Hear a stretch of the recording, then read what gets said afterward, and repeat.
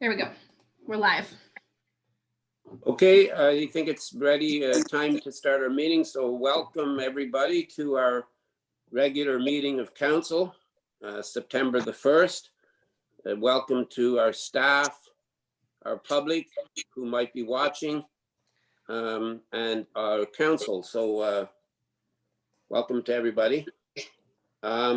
Before we begin our meeting, I would like everybody to have a moment of silence, please.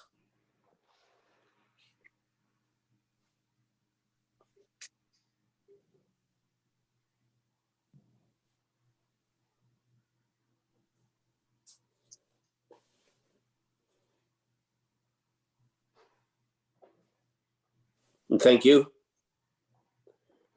Before we adopt the agenda, I just wanted to mention a slight change in how we're going to run the meeting. Our staff have prearranged the mover and the seconder of the different motions, and which we think is going to help to run the meetings a little smoother.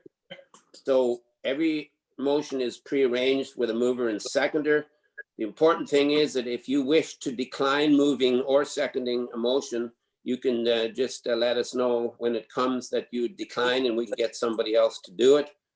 As everybody knows, that moving or seconding a resolution does not mean that you're in favor or against it.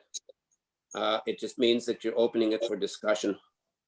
So with that, we have a motion to adopt. Well, the first motion that we have, it was moved by Jeff Carroll and seconded by Karen Jennings, that council agreed to move. Now on your agenda, you have H, I, and P, but Jasmine, I hope you don't get too upset with me, but I'm going to put 3 on, but they're going to be just asking for quick support for 3 resolutions. So in the order of what they would be now, if council can accept the 3 new ones from me, they're going to be D, E, D and E, H, I, J, and P. 3 of those were already on. And as I said, I'm just adding those. I'll make it as fast as possible. So this motion has been moved and seconded. All in favor? That is carried. Thank you. Also, we have a motion moved by Ian Straight and seconded by Klaus Vandermeer that council agree to move item 5A to 4A for consideration. All in favor? And that is carried. Thank you. So that is moving 5 to 4.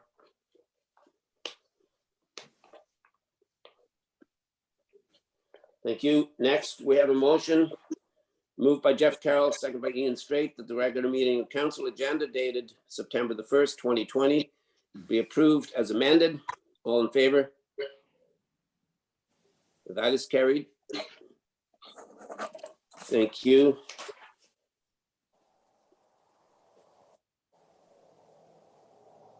I also will remind all of council that if you have any disclosure of interest, you can declare it now or anytime during the meeting.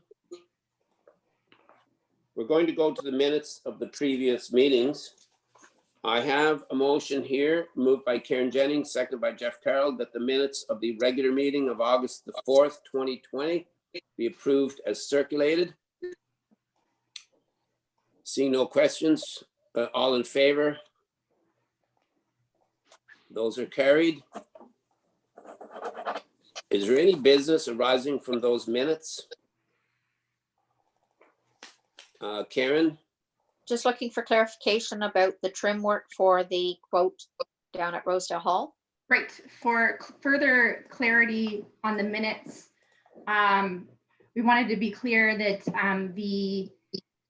one of the quotes that I was clarifying in the meeting did include the trim work. I can't remember the name of the contractor, but I can, yeah, the custom painting quote does include trim. Council did direct staff to proceed with the lowest quote with the trim. So the rest of the quotes did not include trim. The low bid continued to be the low bid. So Merle's Custom Painting with the trim is still low bid. So we've proceeded with that. It should be done in November. Okay, thank you. Seeing no other business arising from those minutes. Claus? Yeah, thank you, Reeve. Just a follow-up in regards to the boundary road agreements. We're getting something in September later on.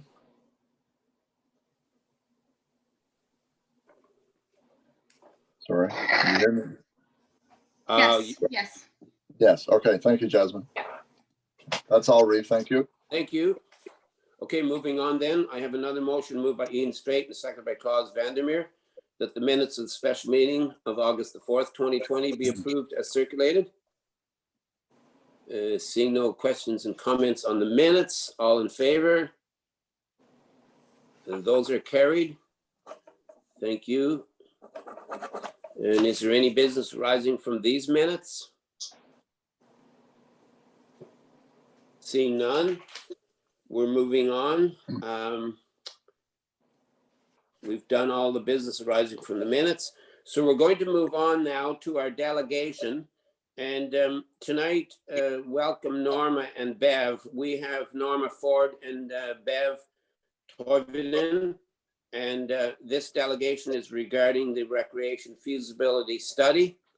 And I think maybe both Norma and Bev, you probably know that we have 10 minutes to do the delegation. And wouldn't you know it, that I don't have my clock here in the phone. So if somebody could let me know when we're at 10 minutes, if we go over. So thank you, Norma and Bev. And I'm not sure which one of you are going to speak first, but Bev, you have, I was going to say you have the floor, but you've got the screen. Okay, thank you. Reeve Dobson and councillors of Montague Township, we would like to thank you for the opportunity to address council. Please note that all documentation has been forwarded to our clerk, Jasmine Ralph, by last Wednesday's due date. And I'm assuming that you've all read the presentation. Before you make your final decision to engage a company to perform a recreation feasibility study costing the residents of Montague $29,100, we present this petition signed by 248 residents and taxpayers of Montague Township. And we were asking council not to vote to go ahead with this study now or in the foreseeable future until the needs of the township have been met. I would like to remind council of the township's strategic plan that is only 2 years old. In the plan, the township performed a survey of people in the township. I want to remind you all of the findings when asked, what would you like to see in the township as a recreational service? The number one answer was nothing. The choice to the same question of more recreational services provided by the township of Montague, such as a soccer field, etc., came in 5th place. I respectfully wonder why this council is even suggesting looking into a recreation feasibility study when it's clear by your own survey that recreation is not a priority to the taxpayers of Montague Township. I would also like to remind council that Montague Township has a recreation committee whose members were not consulted or even informed of this study. Why is that? I know council is aware of the extensive costs that our township faces this year and the expenses that will incur in the next few years to get our municipal buildings renovated and maybe even added to. These items have been discussed at council meetings a few times, and the taxpayers would like to see their taxes go for needs versus want items. I won't go into these major items, but the expenditures to the taxpayers for the needs of the township will be very costly. And as you can see by the petition, the residents and taxpayers do not want the township to go into debt for these items. I would like to read to council 10 comments that were made by our neighbors. I want to apologize ahead of time if I mispronounce someone's name. Nancy McEwen, my taxes are way too high. Ann Johnson, I definitely do not want my tax dollars going towards study. A $30,000 study is not required. Let's repair the township office first. Carla Verheg, let the taxpayers of Montague decide what recreation we want. 30,000 could be better spent on creating something for recreation instead of a study. Julie Ty, we need to spend wisely, which means repair what we have first. Janice Rathwell, I'm tired of our taxes going up and the township spending on things we don't need. Jamie Axford, it's a ridiculous waste of money, especially during these trying times. Chantel Winnie, this is a pandemic year.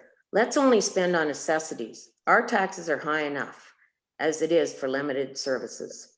DJ Hagenars, 3 people on a 5-person council makes a perpetual majority.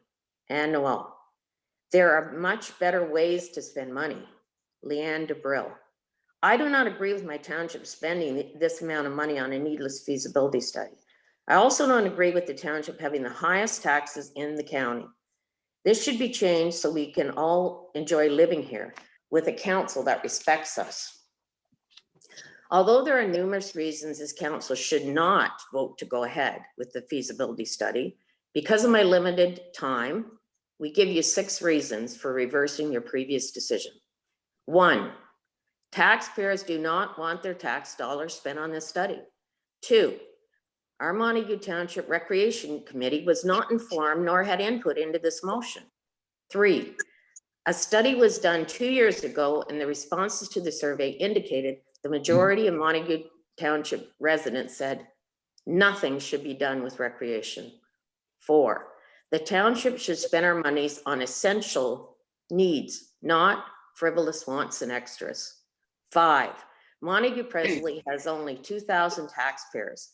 And because we're already the highest tax municipality in rural Lanark County, we cannot afford higher taxes and all spending needs to be done wisely. 6, this motion should not have been passed during a pandemic. All Montague taxpayers were not made aware of council's decision to hold virtual meetings, and everyone in the township should have received information of this new and emergency way of communicating. On behalf of these 248 signatures, we respectfully ask the council reverse the decision made at the last committee of the whole meeting and vote nay for the expenditure of obtaining a recreation feasibility study.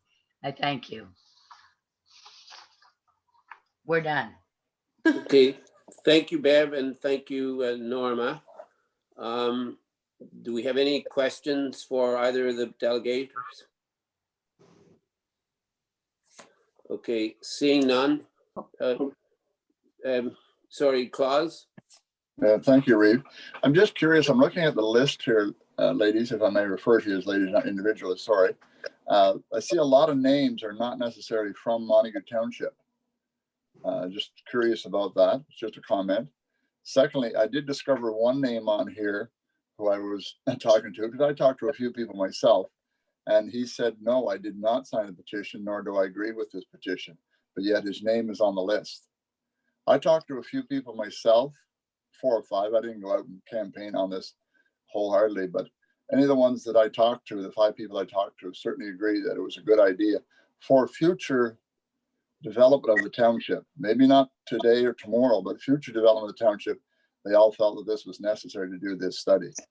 That's just my own personal little input into it, but I was surprised that one name was on there that did not sign the petition or indicate that he wanted his name on there. Guys, do you know if it was the petition itself or was it the added on names, the paper signatures It of that was, gentleman?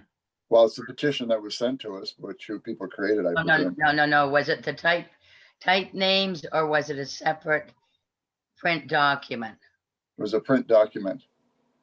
Because any name that was on there, those ones, Bev and I, physically, they came to our door or asked us and they signed, that's their signature. Yep. Getting back to the other names, we asked for taxpayers or people living in Montague, if they wanted to sign the survey, to go ahead and sign it. We have no way of verifying that people live in Montague. That is, the township would have to do that because you're the only ones that have the roll call. We are Mhm. not privileged with that information, even if we'd have asked. And anybody we talked to, we only did our survey or petition on the Montague Township Talk site. We didn't advertise in the paper. We did not advertise by radio. We did not put a flyer in everybody's mailbox as the township did back when this survey, the strategic plan was put out. You received 261 signatures. Only us using that one Montague Talks site, we got 240. I have it down. What did I say, Deb? 248. 248 signatures. As I said, I cannot guarantee that everybody that signed it was from Montague, but we did ask that.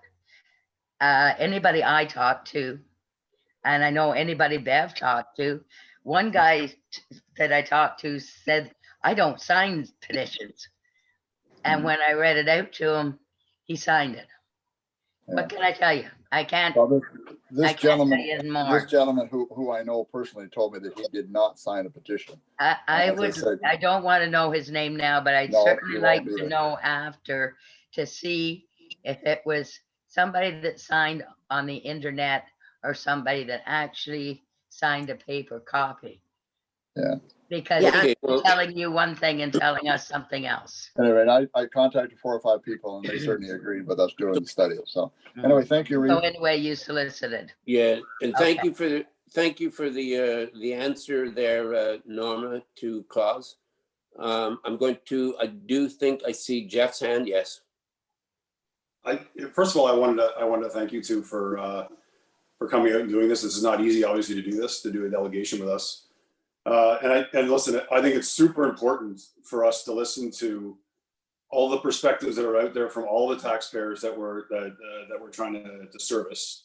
That's very important. And I know any type of change that we're going to do or look at or try to propose, I mean, there's obviously going to be questions of why we're doing it. Why this is important to me is in a lot of my, especially when I was on the campaign trail and I was doing a lot of door knocking and talking to people that I just regularly talk to anyways. A lot of it was obviously, what am I getting? What does Montague offer us and what's out there? And I think that's an important part of it where it's like, we need as a council to explore what we can do to make Montague a better place for people to live. And that's really the bottom line behind this. I mean, it pains me a little bit in the sense of the petition, because I would have gladly, and I openly have always said this, where and on my side of it too as well, I enjoy the conversation and I enjoy the opportunity to have these discussions with people. And I would have loved to have been able to do something in parts with anybody that wants to put something out there to bring back discussion. I mean, I don't think the problem I have with the petition, and I mean, it's fine. It's your prerogative to do that. And I encourage it wholeheartedly from residents to make sure they're speaking up for what they believe. But it doesn't also sort of sell what the possibilities are and the reason why we do that. And I mean, I understand the answers back of saying, well, we could be putting that money towards a recreational idea right away. And I agree. And before I entered council, I thought the exact same way. But now realizing the way that grant funding works and the way that in order to move a township forward, these are the type of things that need to be done. And I mean, do I want to spend $30,000 on a study? I would rather us move forward with something, but without the data, we can't. Sorry, I'm rambling. I'm sorry. And I should ask a question. No, sorry, Jeff. I don't want to interrupt you, but I just wanted to say that like when we do a delegation, the most important thing is that we are able to ask the two delegators any questions about the delegation, which Claus was doing, and I appreciate what you're saying. But I think that this is, I don't think this is necessarily the time to debate whether we should or shouldn't, You're right. because that basically has already been debated. And I know that, you know, I made some comments myself that I'd like to make, but won't, because I would be just repeating everything that I said in any of our discussions when we discuss this. But I just want to make sure that council has the opportunity to ask Norma and Bev any questions, because really we could sit here for the next hour and debate whether we should or shouldn't. And I don't think this is the place, but if there's You're right. any questions, Jeff or anybody else, then I'd move on. And I do see one from Ian. Can I just finish though? Is that okay? Sure, you can do a follow-up, and then I'm going to Ian. Yeah, and I apologize for my ramble. It was one of those, you know, those opportunities. I wish I would have had the opportunity to discuss this with both of you if you would have reached out. But I guess my question really is what would you be looking for us as a council to do to make things better for the residents? Because that's what I'm open for looking for. Want me to answer that? So You can- I guess, Norma, you can, but I'll just interject for a minute. If this doesn't go through when we vote on it, then there won't be an opportunity to do that. If it does go through and we vote on it, that's where we have the opportunity to do what you're asking, Jeff. Because as the three things in the terms of reference, which our staff put in the terms of reference, and I might add, I think did a darn good job of putting the details in the RFP. I continue to read it, and it makes more and more sense every time I read it. But in the engagement of the stakeholders in the township, out of the township, residents, other municipalities, those are the things that would be done. That's the most important and probably first step in this. So that's when all of that will start happening, Jeff. Great question, but we would be jumping ahead if we started discussing now and asking, I think, Norma and Bev what they would like, because I'm sure that they will be more than willing, if this goes forward, to continue their input. And as I said, and you touched on it, I think that this has been one of the issues where I'm sure all five of us have listened. I'm sure that we've listened to our residents more about this issue than anything that this council has dealt with. So I'm hoping that people are not thinking that we're not listening. Whether we agree or not, that's a separate issue. We listen. And the fact, and I think, as you said, Jeff, also the fact that Norma and Bev has come and done a delegation in front of us, because it isn't easy. So I admire both of you for doing that. But as I said, Jeff, it's a very good question, but I think we'd be jumping ahead if we started debating now what people would want.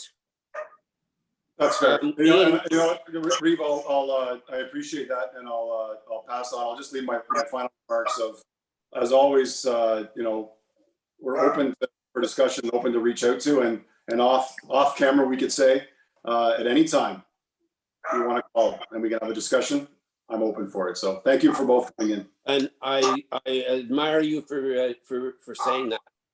I'm going to go to Ian.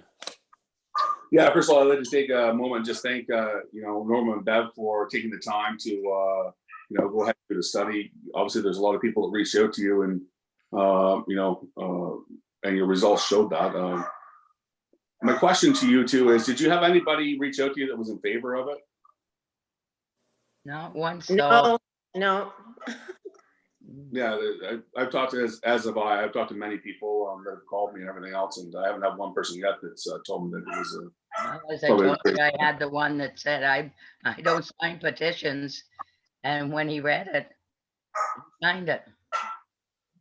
Yeah, and I also had someone that called me. and Excuse me, Bev. Yeah, If you don't mind, please just put up your finger to the side, Oh. off to the side there, and then I'll be able to acknowledge you because I wasn't sure. I'm still not sure if Uh-huh. Ian is finished. So I want to make sure that Ian's finished there first. So thanks. Ian, I'll go back to you. Yeah, thanks, Reeve Dobson. Yeah, and I just want to take a moment and thank you guys for spending the time to do that. I think this is something that you know is right there for everybody that's within our township, and people are definitely paying attention to what's happening right now.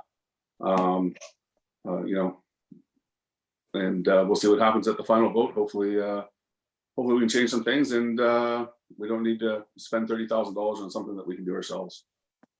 Yeah. Hey, thanks, Ian. So I'm going to go back to you, Bev. well, Like if it's specific to do with the delegation. So like I said, I don't want to get into a Yeah. big debate one way or the other. So yes, Bev. no, I just wanted to, when he asked about it, anyone, you know, said they were in favor, no, but we had people call and they said, I need to sign this petition. And I said, well, you know, I went out with masks and gloves and put stuff in envelopes, and people were, you know, more than willing to sign. I mean, it was a lot of hard work this time because of COVID, right? We had to be really careful, but thank you. Okay. Yes, I'd like to thank council as well. Yeah. Okay, Norma, thank you. And thanks to both of you. Okay, so we're going to move on. And sorry, one here. We're going to move on to our first report of our municipal officers. And do we have Andrew? Andrew, you have, if you're on, the next report is on the interest exemption. Good evening. Hi, Andrew, thank you. Hi, can you hear me okay? Yes, perfect. All right. Yes, so this evening, I brought a report. Good evening, Reeve Dobson and members of council. This report is dated September 1st, 2020, and it is the extension of deferred interest on property taxes due to COVID-19. In this report, it makes a recommendation that council choose option B to extend the temporary deferral of interest on overdue property taxes from September 30th, 2020 until October 31st, 2020. So council made the decision earlier in the year to defer until September 30th that taxes that are overdue would not have interest charged. So in the meantime, we've been monitoring that, and property taxes are being paid fairly regularly and are following, I would say, the pattern of the previous years. And we're not seeing a big slide in overdue taxes. Having said that, we know there's been challenges and financial instability for our residents. So because of that, that's why I've made the recommendation to extend the interest deferral for another 30 days until October 31st. Today, we're processing payments for the installment of August 31st. Because of the large number of payments, we're still working through those and entering them all into the system. But as of right now,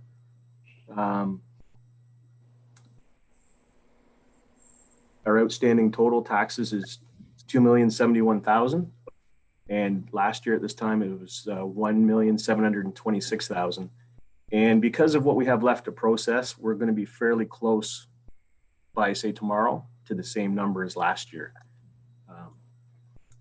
There was a slight increase in taxes collected, so you would expect to see a slight increase in outstanding tax as the second installment comes in on October 30th.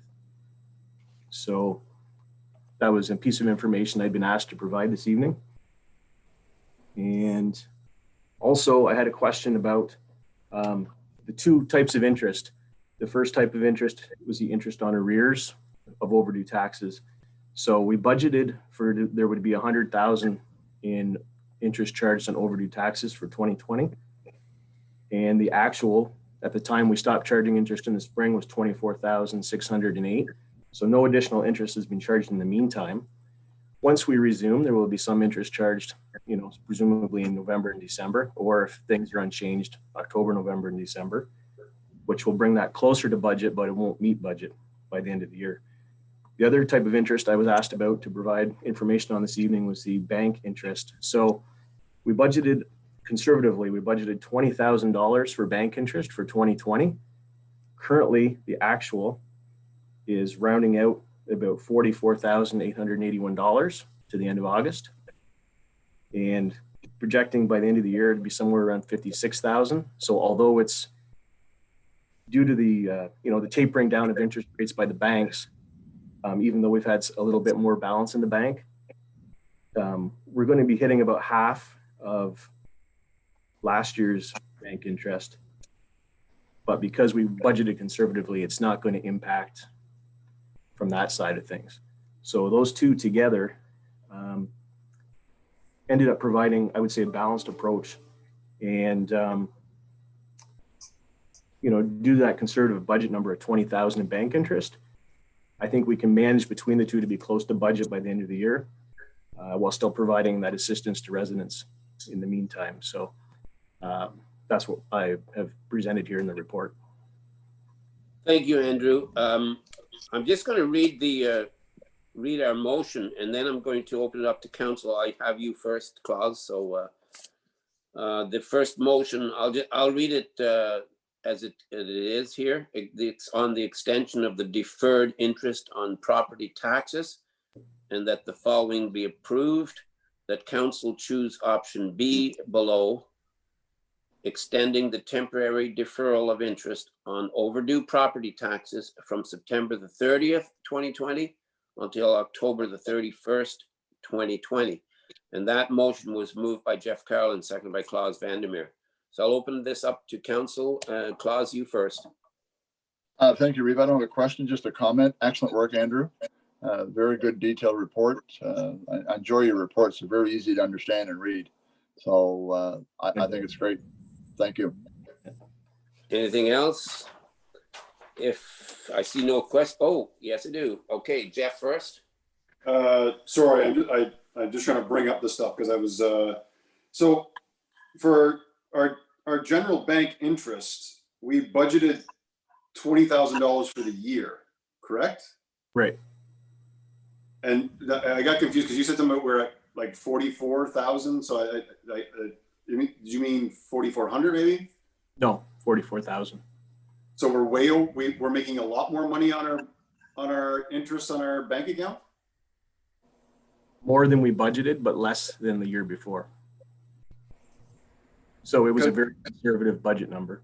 Yeah, because, well, sorry, I guess because like the budget I'm looking at was 20,000, but we made $26,000 the previous year on our general bank account interest. The year before it was 111,000. Okay. That's not what we have in the budgets. That's why I'm curious, because you might be looking at the previous year-to-date report. Well, I'm looking at like from our basically our budget from when we were looking at it in February. I'm just looking at the committee of the whole one, and it's like for 19 budget was 15,000, but we made 26 for actual for general bank accounts. So we budgeted 20 this year, and then for the penalty interest tax arrears was 105. But we only made 86 last year, so we budgeted 100 this year. Right.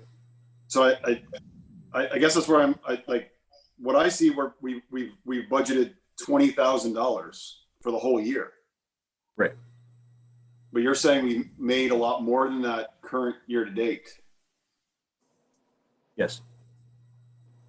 Yeah, because what we're doing is the balance we have in our reserve accounts, the interest on that is going into the general bank account interest.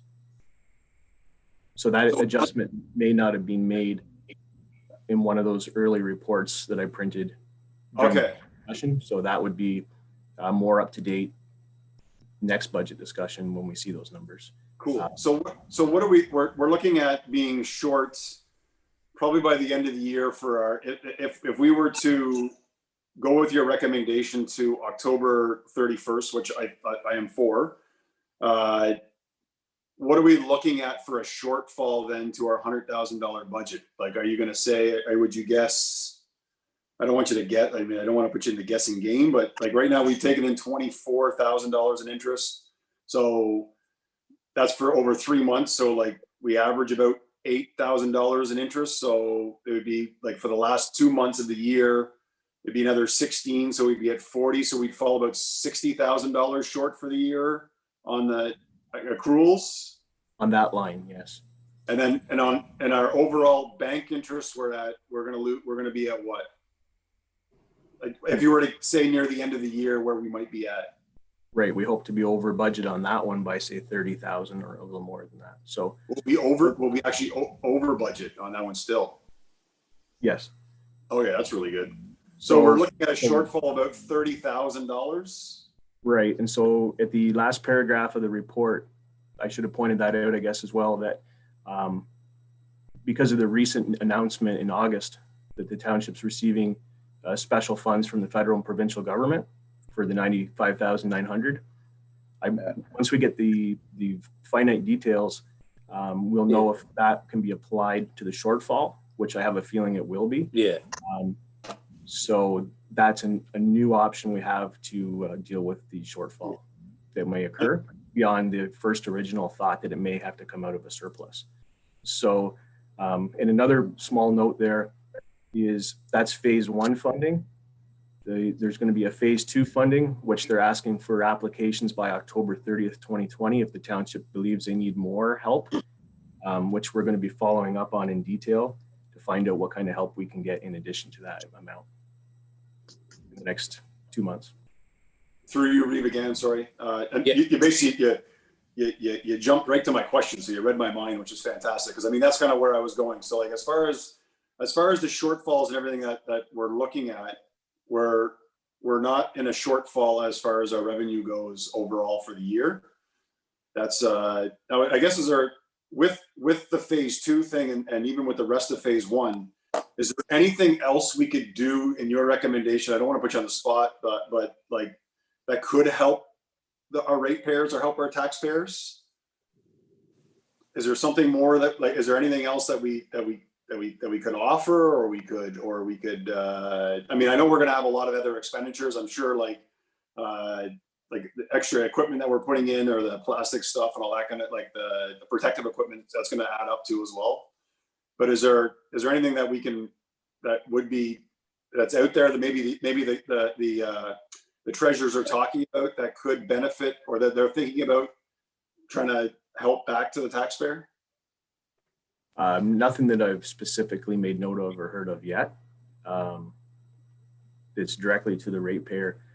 I was thinking of it more from the perspective of if there's more disruptions in our economy in the fall, that money potentially could be applied in that direction at that time, but nothing that I know of yet. Sounds good. I appreciate that. Thank you. Thank you, Jeff. I'm going to move on to Karen and then to Claus. Just when you say October 31st, you actually mean the first day of the next month, since October 31st is on a Saturday? Yeah, the interest Right. will be applied to the outstanding tax balances as of November 1st. Right. So Okay. yeah. Thank you, Karen. Claus? Yes, thank you, Reeve. Just a question in regards to the $95,000, Andrew. It Right. says on the bottom line, says on overdue property tax. Is that all we can use that for, or is there a little bit of leeway we can use it for something else? Or is it specifically for the overdue tax? No, the 95,900 would be to cover off essentially all COVID-related challenges of the township. Okay. I haven't seen a document yet that goes with total detail, because we will have to report back to the federal and provincial government how we utilized all those funds. And any Okay. funds that are not used by the end of 2020 have to be put in a reserve and then all to be used in 2021 and then reported to them as well at that time once it's used for a specific purpose. So sorry, just to follow up brief. So because we're in a COVID situation right now, this money will help offset any expenses we had. So it won't cost the township any money out of taxpayers' dollars to cover off costs for COVID expense. Right. At this point, it's been very good news to receive that money for Yeah, that. this is good news. Also good news for the taxpayers. Thank you. Karen? Just one of the other thoughts I had was I asked Andrew where things were at since we had said they didn't need garbage stickers till after 3 bags. And I was asking how our tonnage use may have changed, because that was a thought as well, that since we did hold off on garbage stickers, that perhaps that's a cost that we could use to be applied towards the 95 as well, if taxes alone weren't enough. Yes, and I think Karen, somewhere later in this, one of our meetings tonight, there'll be a short discussion on the tonnage and the stickers for the garbage. So good question, but we'll probably cover it then. Yeah, Yes. because it's just the fact that because of the fact that it is a cost factor to the taxpayer. It is something because of COVID that we can apply that against this COVID money. Exactly. Definitely. Perfect. Okay. Ian? Yeah, so Andrew, so the difference is, or the amount of money that out of that 95,900 that we're going to be able to use is essentially how we budgeted, and any difference associated with that, this 95.9 can be used to cover that. Essentially, is what you're saying, right? Variances due to COVID related. Yeah. Yes. Yeah. And it's nice to hear that it's going to be extended into 2021 as well. So if we don't end up using all of it, there's going to be some extra there. So that's great. Great to hear. Okay, thank you very much, Andrew, for this great work, and council for the questions.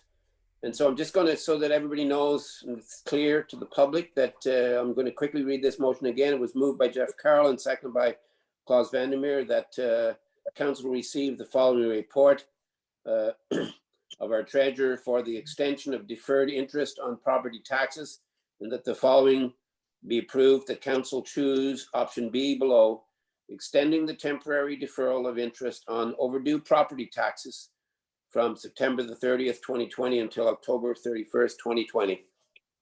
All in favor? Opposed?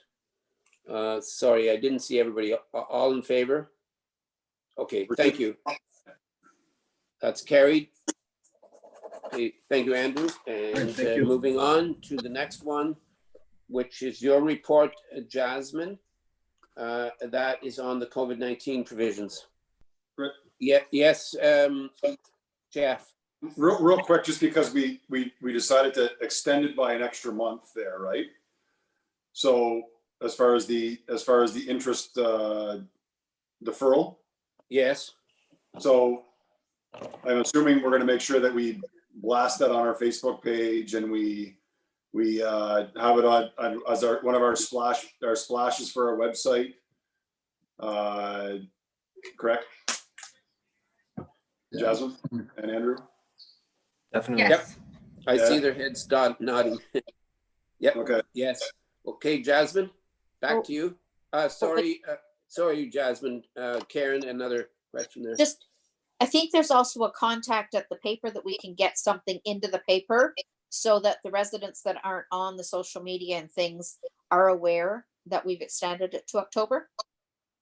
Yeah, we can do a press release and hope that they print Yes. it. That way we don't have to pay for advertising costs. Exactly. Yeah. Great. Okay, Jasmine, thanks. Thanks, Andrew. Thanks. Great. Thank you, Reeve Dobson, and the rest members of council. So I have another COVID-19 follow-up report. So during the COVID-19 crisis, council made a number of decisions related to operations. This time it's appropriate to review some of those options. The following items were that should be discussed tonight. So the first one is that in April of 2020, early in the year, we had council had approved an amendment to the procedural bylaw that allowed for rotational chairing of committee of the whole meetings. In April, council decided to waive that provision due to the difficulty of kind of acclimatizing to electronic meetings. So I think it's appropriate the council kind of revisit that decision to see if they're comfortable resuming that practice or sticking with the as is.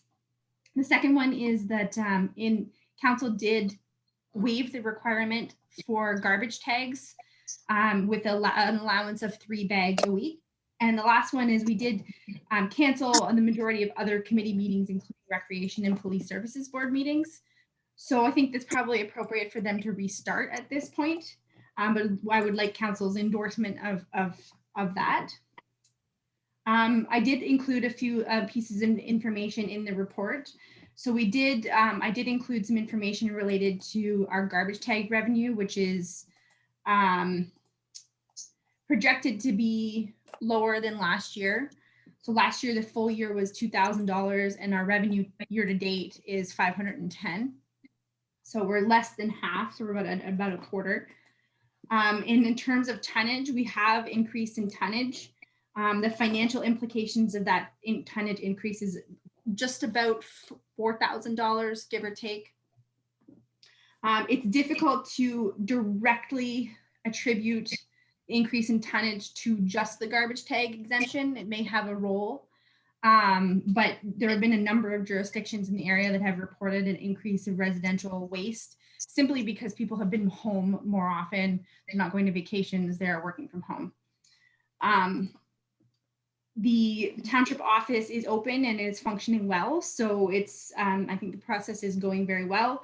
Council did direct to continue electronic council meetings at our last meeting on August 4th, but did note that we should be checking in regularly if we'd like to continue that practice. So I think this report could be kind of an appropriate time for council to discuss that as well. So those are all the items. So staff is seeking direction on those items. Okay, thank you, Jasmine. I think what I'd like to do is just kind of break them into one at a time. And so the first one would be council wishes to regarding the chairing of the committee of the whole meetings. So that's the first issue on this list, and I'll open it up to council. I see Jeff and then Claus. I'm just going to say, if you know, if we want to do that, then I'm open for. I think we're all comfortable now. I think we could probably go to doing the community of the whole and doing the rotation. So I'm game for it if everybody wants to do it. Claus?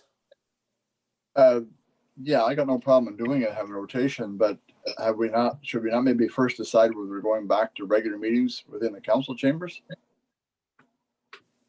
Council made that decision on the August 4th meeting and chose to continue with electronic meetings for the time being. Okay. I don't want to scare anybody, but it's not exactly the easiest job. Yeah, I know. I've done it myself. I mean, when you're trying to run a virtual meeting. Yeah. Yeah, if we're running virtual meetings, my suggestion would continue the way we've been going. Fine with me too, okay.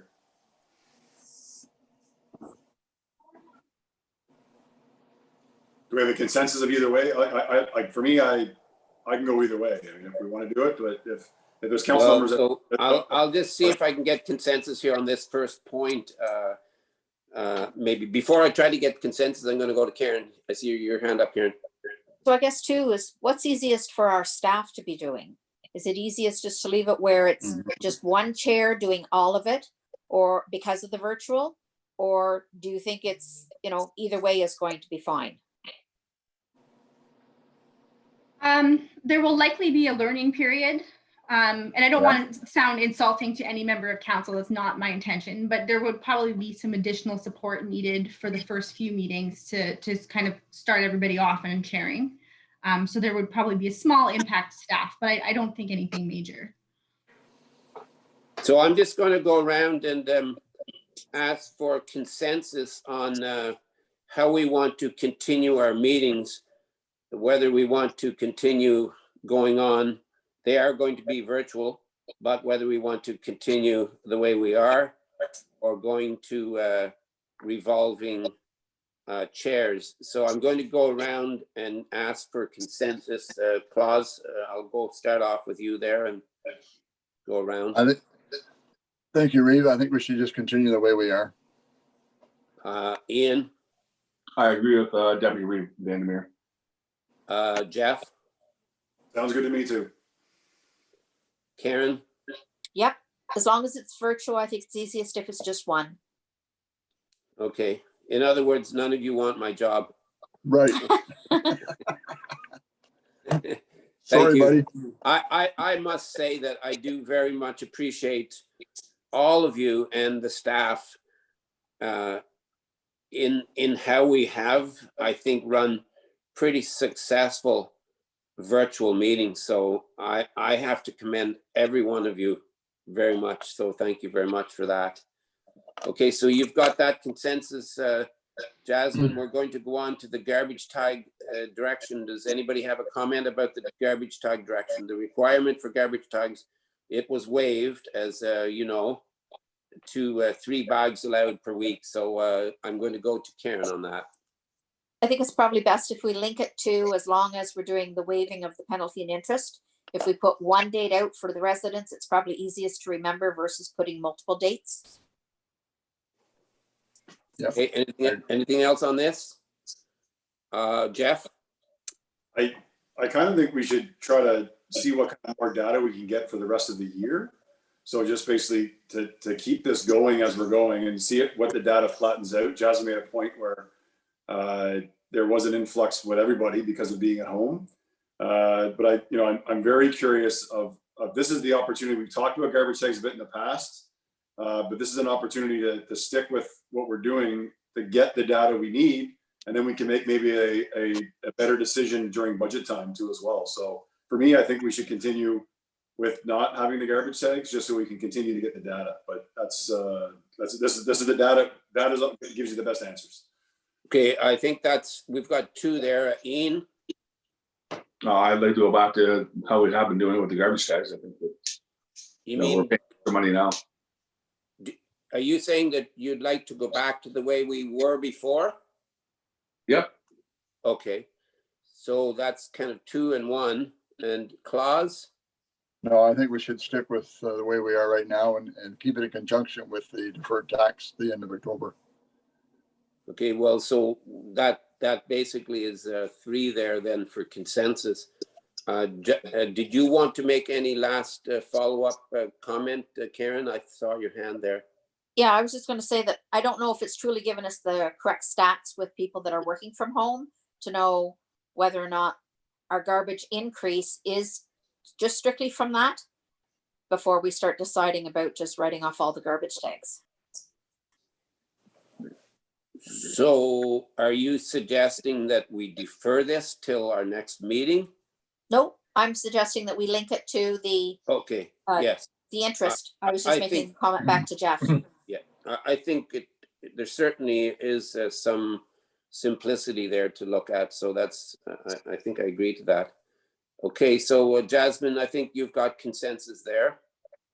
And the next one was the cancellation of the other committee meetings. I guess I think that I know that was one concern of mine that I had talked to Jasmine about. And I was specifically thinking about the Recreation Committee. That was the one committee that I was very much thinking about, that it would be nice to see it start up again. But I know that we have other committees. So that's the next thing that Jasmine needs consensus on. Claus, I think I'll go to you. Question, Jasmine, have you had any of the committees requesting to start meeting again? Yes. Okay. How large, outside of the Recreation Committee, how large are some of these committees?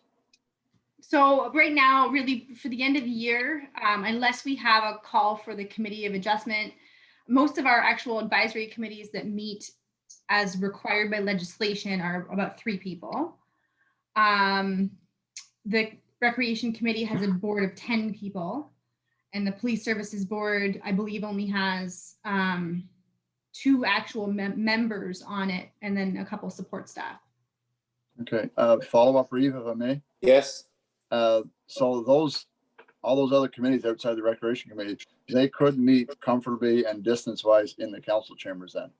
No, No? we would likely have to have meetings in the Rosedale Hall appropriately Okay. distanced. If we were to meet in person, those meetings also need to be made open to the public, so mask use would be Okay. required. Okay. Okay. Will Rosedale Hall be ready to accommodate some of these meetings? Yeah, I mean, it can accommodate meetings now. It's going to be painted by November, but we can accommodate the meetings. It's just not going to look very pretty. No, it's going to look like it did the last 5-6 years. And, that's fine. No, I think if the committees want to start meeting, Rosedale Hall would be an ideal spot for them to continue. And especially, I think the rec committee should get back meeting again for the fall. Jeff? Yeah, thank you, Reeve. Was gonna kind of say what Claus is saying too as well. I think the Rosedale Hall is a great option. It's a little easier to do those kind of meetings than it is the council meetings for sure. We're not worried as much about recording. And I mean, I've been to every rec meeting so far, and we haven't had a member of the public come. So in that sense, I mean, I think it's a lot easier to be able to social distance and have the rec committee meeting along with the other ones too as well, because there's smaller groups there too as well. Karen? I was just saying, I came as a public one night. You were kind of a half public. No, I was there as public. Okay, anything else? Then I think, do we have consensus here then that we encourage all our committees to begin again? I'm just going to leave it at that. Then we'll leave it open as all our committees. So I see Jeff and Karen's head nodding. Yeah. And yes, and I think I see Ian and Claus. So Jasmine, you have that consensus also? Right. And I believe that was all that you were asking for now. Anything else on that, Jasmine, then that you need? That's it.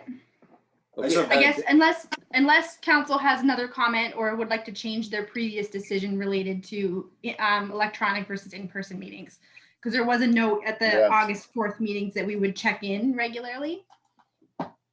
So I just would. My personal opinion is that we're no further ahead in this COVID-19 situation, no further ahead than we were 2 weeks ago. If we look at the stats, we might be slightly worse.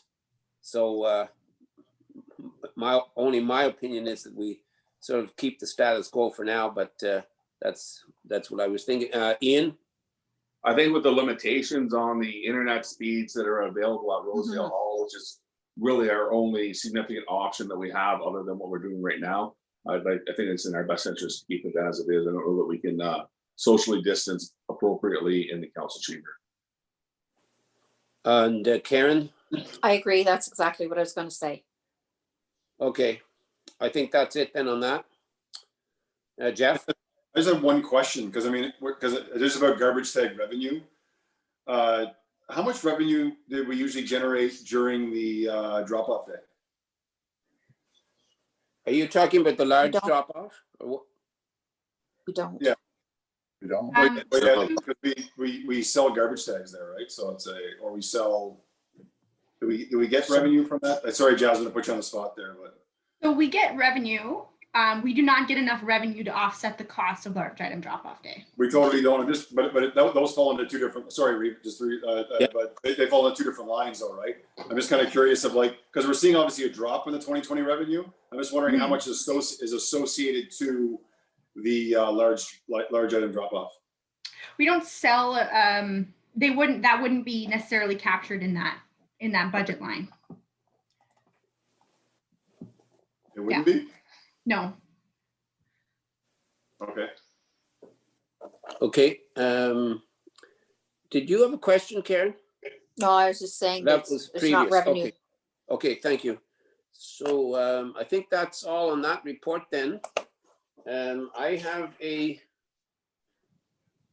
motion here. It was moved by Karen Jennings and seconded by Ian Straight that council receive the COVID-19 updates, changes report, and that the following be approved, that council provide direction on the below COVID-19 measures. All in favor? And that is carried. Thank you, Jasmine, for that report. And moving on, the next one is also yours, Jasmine. That's on the administrative office roof.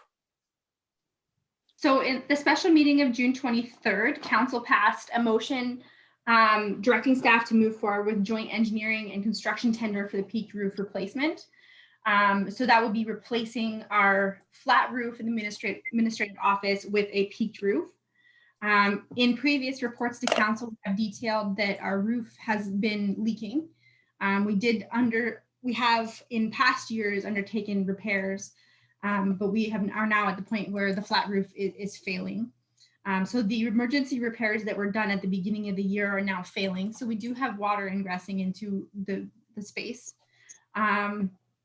We did release the tender for design, engineering, and construction of the peaked roof replacement at the end of July. We did post it on Bidding Go, the municipal website, and in the paper. It was picked up by 26 companies. We did not receive any bids. We did do an addendum to add an additional mandatory site visit, but we didn't have any attendees at the site visit. I actually didn't receive any feedback on the tender at all, which is a touch unusual. Due to the timing in the season, where we are now with September, it's unlikely that this project will be completed within 2020. So I do strongly recommend that council allot additional funds for temporary measures to alleviate the leaking in the roof. That those funds can be accommodated from the building. We do have a reserve for buildings. I have asked for $5,000. I don't think that we'll end up spending that amount of money, but we do need to undertake something, whether it's heavy duty tarping and strapping or something else to alleviate the leaking throughout the fall. October and November tends to be very wet months. And like I said, there's water ingressing now. And I'm also recommending, because we didn't have a successful tender, that we separate the engineering and design with the construction, and we can complete the engineering and design over the winter or the early winter, and then release the tender so that it can be designed to be done in 2021. So if we get the engineering in early winter and then release the tender for construction in late winter, then we should have that project be able to be finished within 2021. We received one quotation just as to have an idea of the project for around $4,000 to $5,000 for the engineering and design. It's likely to be less than that, as subsequently I located the actual drawings and the engineered truss design for the existing roof. We would of course go through the whole quotation process in accordance with our personnel or our procurement policy. So I'm suggesting the recommendation now is that council authorize staff to spend some funds alleviating the leaks in the roof, and that we proceed with the design engineering for our roof conversion, the budget of $5,000. I don't think either one of those is going to reach that point, but we do need the funds to be able to address that. Thank you, Jasmine. I'm going to Ian first. Thank you, Jasmine, for the report. Obviously, we have to do something here where our infrastructure is falling down around us. We've kicked the can around the table here numerous times, and yet we're still not having discussions about what it is that we're going to do with our buildings. Which should be first and foremost on the plate of what it is that we're deciding about. I think that's good leadership by council. That's where we need to be looking at. So I think that we need to have a larger discussion about what it is that we're doing with our facilities, so we don't waste any more money. I definitely want to go ahead and we need to do something with the roof. We can't have it continue to pour water in on our staff. As far as the engineering goes, I think that we need to have, we're gonna have to do some engineering. And I think that we need to understand what engineering it is we need to do and what it really truly encompasses besides just the administration building. There's egress access routes, there's COVID stuff that's going on now. There's a lot more to talk about than what we're just even discussing here. And I would like to, strongly suggest that we have this brought up at the next council meeting and have a larger discussion again in regards to what it is that we're doing with our our administration and township buildings. Thank you, Ian. Claus? Yeah, thank you, Reeve. I do agree with most of what Councilor Straight is saying. I think we're at a bit of a crunch situation right now because we got some serious leaking going on. So we've got to have some serious discussions what we're going to do with this building and our other buildings in that too. My question, Jasmine, do you have someone in mind who can come and do this tarping over top of the roof as you suggested for the winter, or do some temporary fixing? Not right now. Have you reached out to any of these contractors in the roofing business that they can maybe help us out? It's likely that we're going to do it internally, Okay, but no, not yet. okay. Thank you. Jeff? I mean, I agree with Councilor Straight. We want to try to definitely nail things down.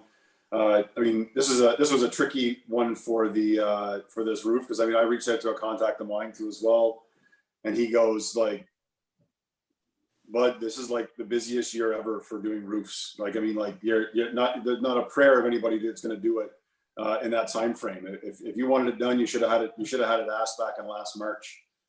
So I mean, I agree with Councilor Straywood, but we should have obviously dealt with this back in March, but we didn't, and that's fine. And I think we need to go forward with getting like the engineering done. I mean, it'd be good to have that conversation to see what we're going to do with the building, but we can't wait until next March or April to put out the tender for this roof, because it won't get done again. These guys are booking 8 months out right now. Right. So like we can't think that we can put tenders out there and thinking they're going to get done in 2 months. We need to be more of a long thought process. I mean, like I said, we should have done this already, but we decided to kind of hold off. But you know, I agree with Councilor Straight. And Councilor is good leadership is decisive decision making and action. So if we're going to do that, let's do that then. And if we want to have another meeting and talk about it, let's talk about that more too. Karen? So we have to get the front fixed so that there's no more leaks, or on a temporary basis right now, so the tarping, etc. We are definitely going to peak that and then do what we need to. That's being done no matter even what we do for administration of the building. My understanding is there's an actual grant out there right now that deals with moving from COVID, and it has to do with money that if you could make things work because COVID hit again, then that's what the grant is for, if I understand it correctly. And I think that administration section is something that we should be doing as that grant application. So if we could have that possibly as a discussion on the next meeting, give Jasmine and Andrew some time to look into that. But that's my understanding, is there is a grant out there that we could possibly apply for that addresses the COVID and how it impacted us for administration. Thank you, Karen. Anything else on this then? Jasmine? So I just wanted to address a couple points. There is a grant program that can be used for upgrading, repair, and retrofitting provincial or municipal buildings.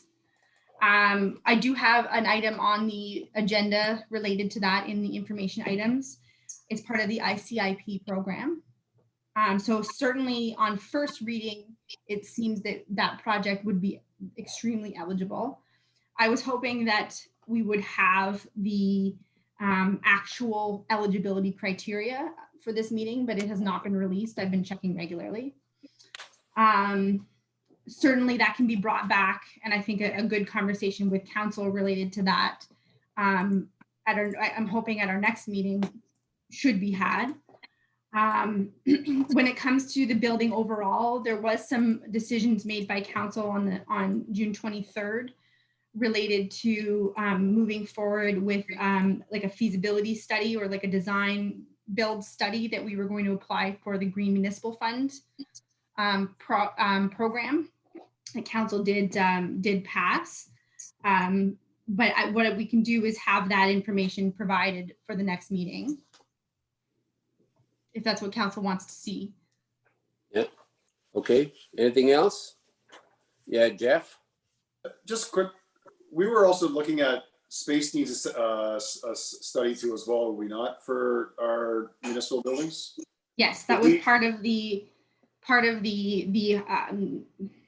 it's kind of like feasibility / design build kind of look at renovation versus repair for some buildings, or renovation versus replacement for some buildings. The space needs assessment as well was part of that that terms of reference. So through you, Reeve, again. So Yes. where are we in that process? The Green Municipal Fund grant application is about 98% complete. There's the most intense grant application I've ever done. And it's very close to being submitted. So through you, Reeve, again. Yes. So staff is kind of working towards that avenue to make sure that we're working towards for our admin buildings, which I was direction from council. So is there, I guess my question is because I mean, I want to make sure we're doing things right. Like Councillor Straight's sort of suggestion of talking about it next meeting. Are we there yet, or do we have to get that done first? Well, there's nothing preventing council from talking about any item that the council wants to talk about. There was direction provided from council at that meeting related to the buildings and steps to move forward. We could certainly provide updates on where we're at and updates related to current funding. And when you're doing that that update, Jasmine, then we obviously will be incorporating in your comments about furthering the discussion. So I think it's just kind of one meeting after the other and one step at a time, but I think that's good. Okay, seeing no other, yes, Ian? The grant funding that we're talking about now, Jasmine, the green space one, is there a maximum dollar value on it? $10 million. 10 million, so it's significant. It is. The biggest issue with the existing funding that I've seen so far is that the project must be completed by December 31st, 2021. Oof. Which is quite a tight turnaround for like a major construction project. That's tough. That's almost impossible. Yeah, not going to happen. Okay, I have a motion here I'm going to read regarding this, and we can vote on it. It was moved by Klaus Vandermeer and seconded by Jeff Carroll that council receive the roofing tender report and that the following be approved, that council authorize staff to spend up to $5,000 to alleviate leaks within the roofing, and that council authorize staff to proceed with design engineering for the roof conversion with a budget of $5,000. All in favor? That is carried. Thank you. Thank you, Jasmine, for that one. Then moving on, we did make the one change in the agenda, and we brought number 5 next before the reports of the committees. So we're moving the petitions part of the agenda forward to the next thing on the agenda. So is there anything on that? Do you have anything to say on that, Jasmine?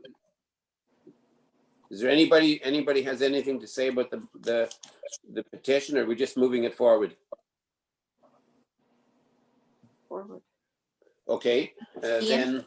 No, Ian? Yes, sorry, Karen. Ian had his hand up there. I'm sorry, I missed that. I was trying to get the next. Sorry, Ian. So does that allow a quick open conversation about the recreation feasibility study then? Is that the idea of that, or?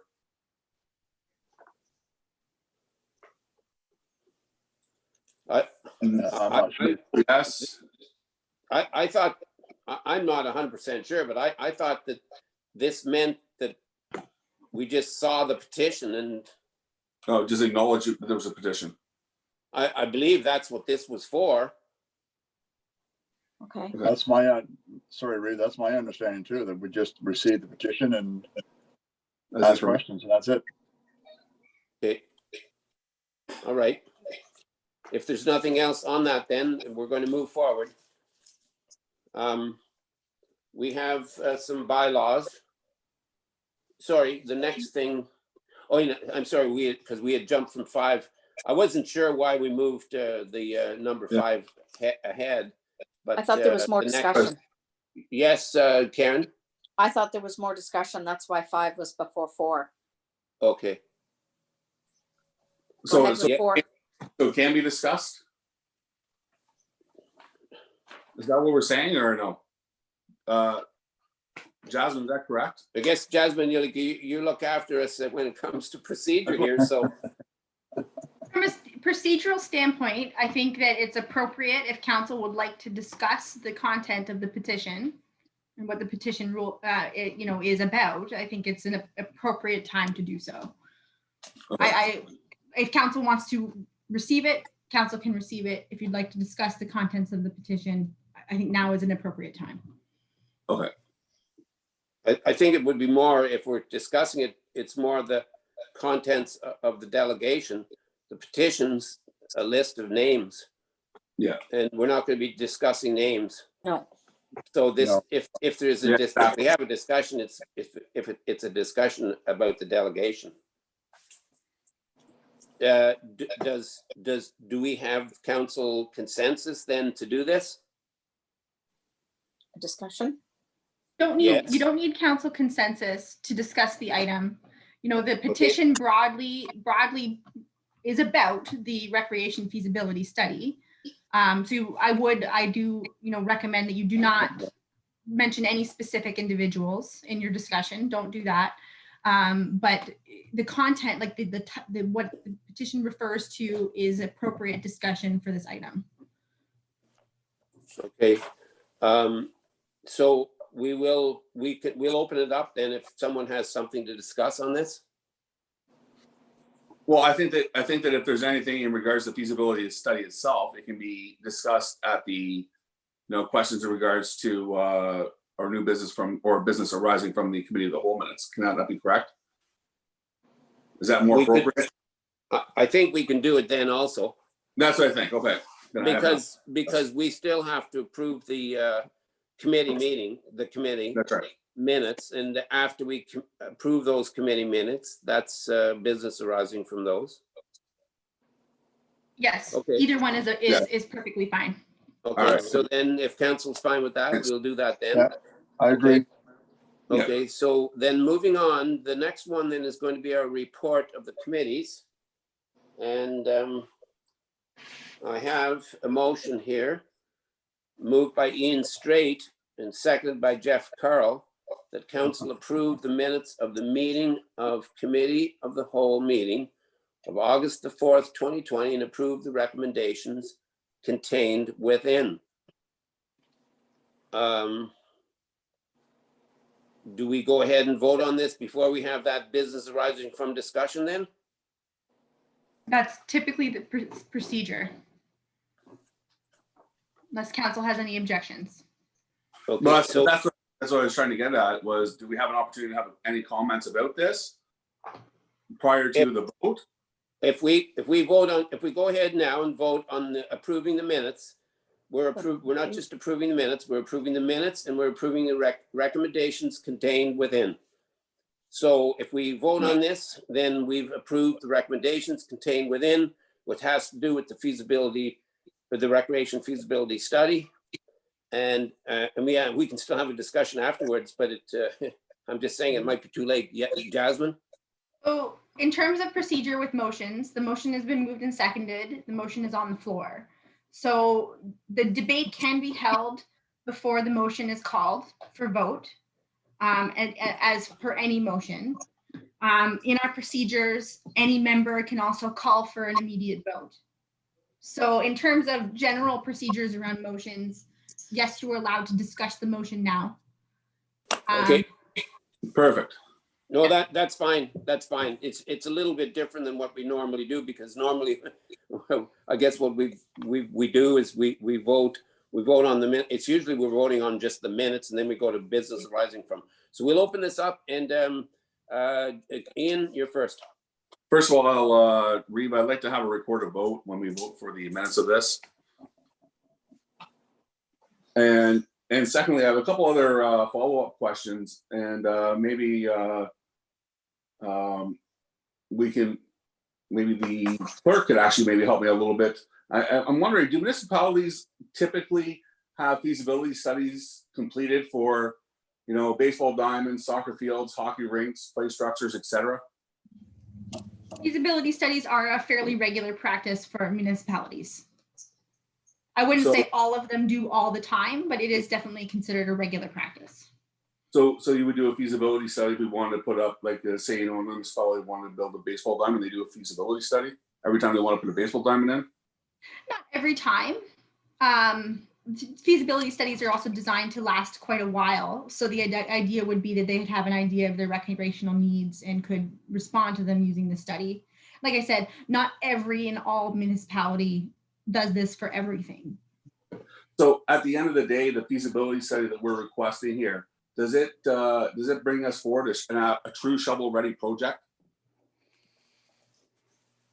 So we have plans, costings, plans for what the structure is, everything else? It provides, the way that the terms of reference were written is it provides a nice picture, but it doesn't necessarily provide us the designs for that, like for a specific facility. There is some items in there about costing for that facility, but not like we couldn't put an RFP out immediately for construction based on what we get. Exactly. So this feasibility study does not provide us have the ability at the end of it for an RFP for construction of anything on the 22 acres.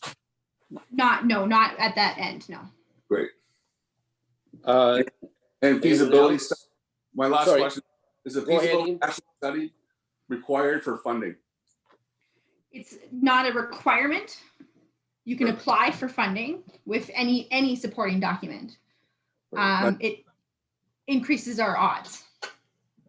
Perfect. Thank you very much, Jasmine. Anything else? I just I have one comment that I would like to make, and I'm kind of repeating myself from previous meetings.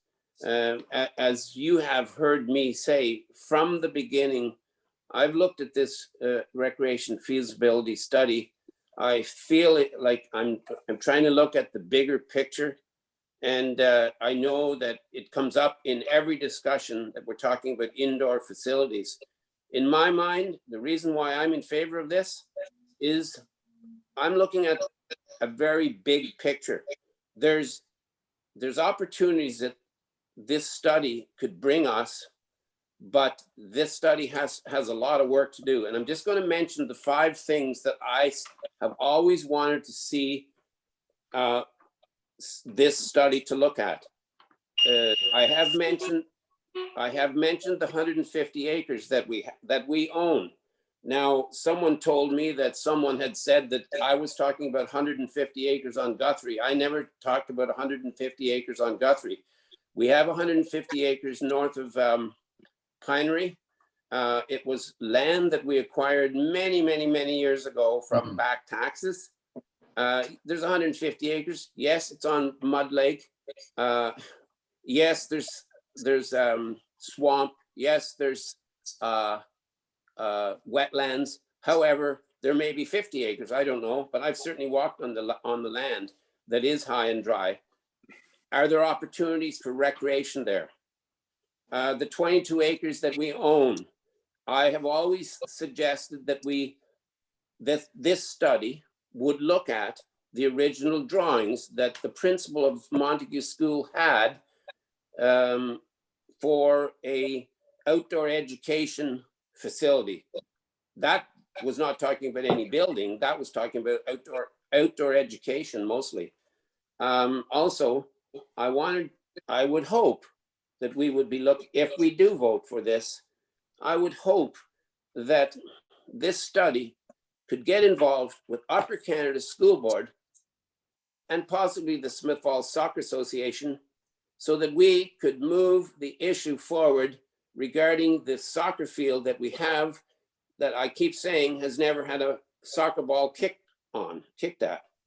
So that I feel we should look at. Does that include the possibility of acquiring land so that it could be connected to the 22 acres? Again, it has to be something looked at. And two last things, I wanted this study to look at a broad range of recreational opportunities for seniors. And finally, we have Rosedale Hall, which I feel that should be looked at also for opportunities recreational. So those are just some of the, so I'm trying to look at this in a really broad range of possibilities. So that's my comment.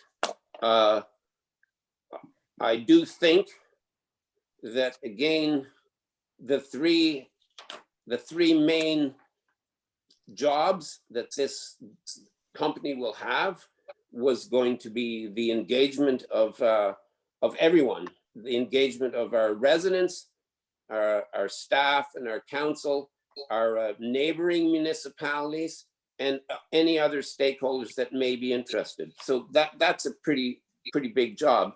And then obviously the other two was going to be to complete the market needs analysis or assessment, and also the financial analysis. So there's an awful lot of work to do.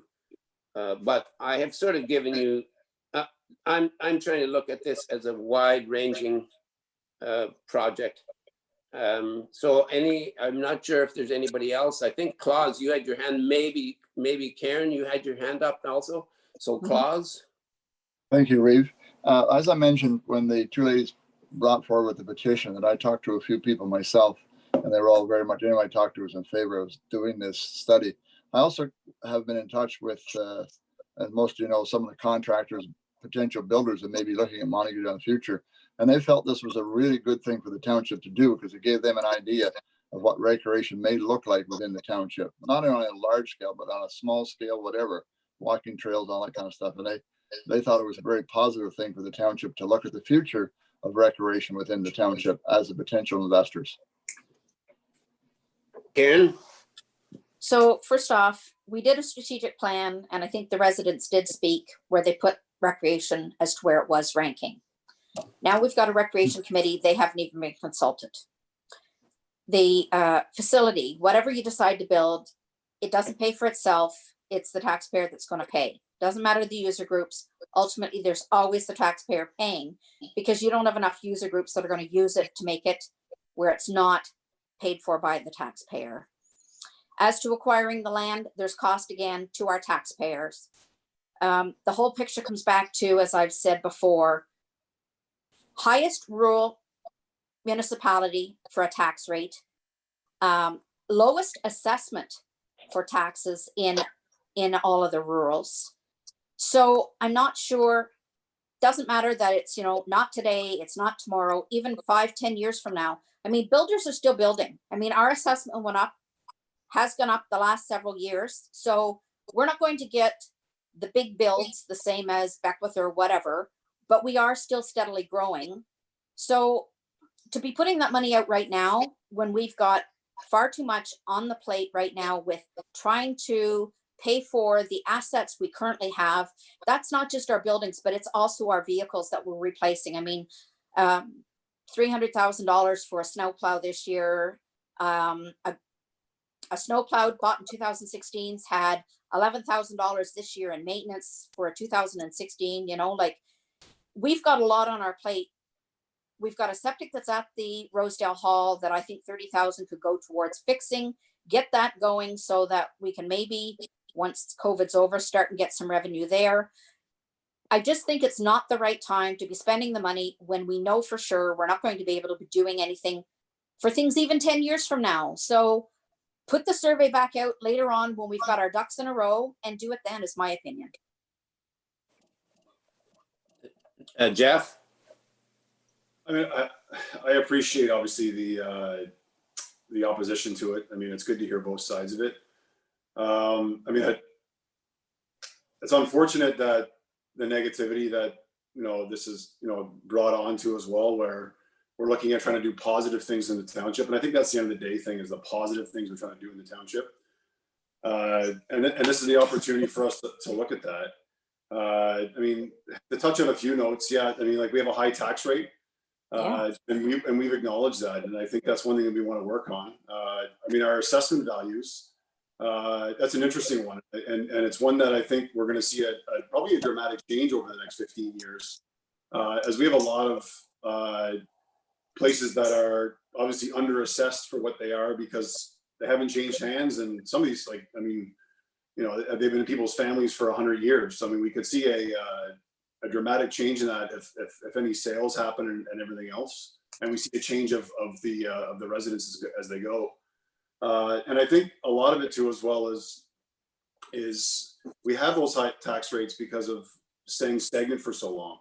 So if we can look at opportunities to move forward and to help with that growth, it's going to help with that taxation, and it's going to help with the overall growth. And I think that's the reason why, the biggest reason why I push for it. And I think as a whole, a lot of people are looking for what am I getting for my tax? And I key on that, and I like to make sure that I applaud us for trying to find positive ways to help us grow.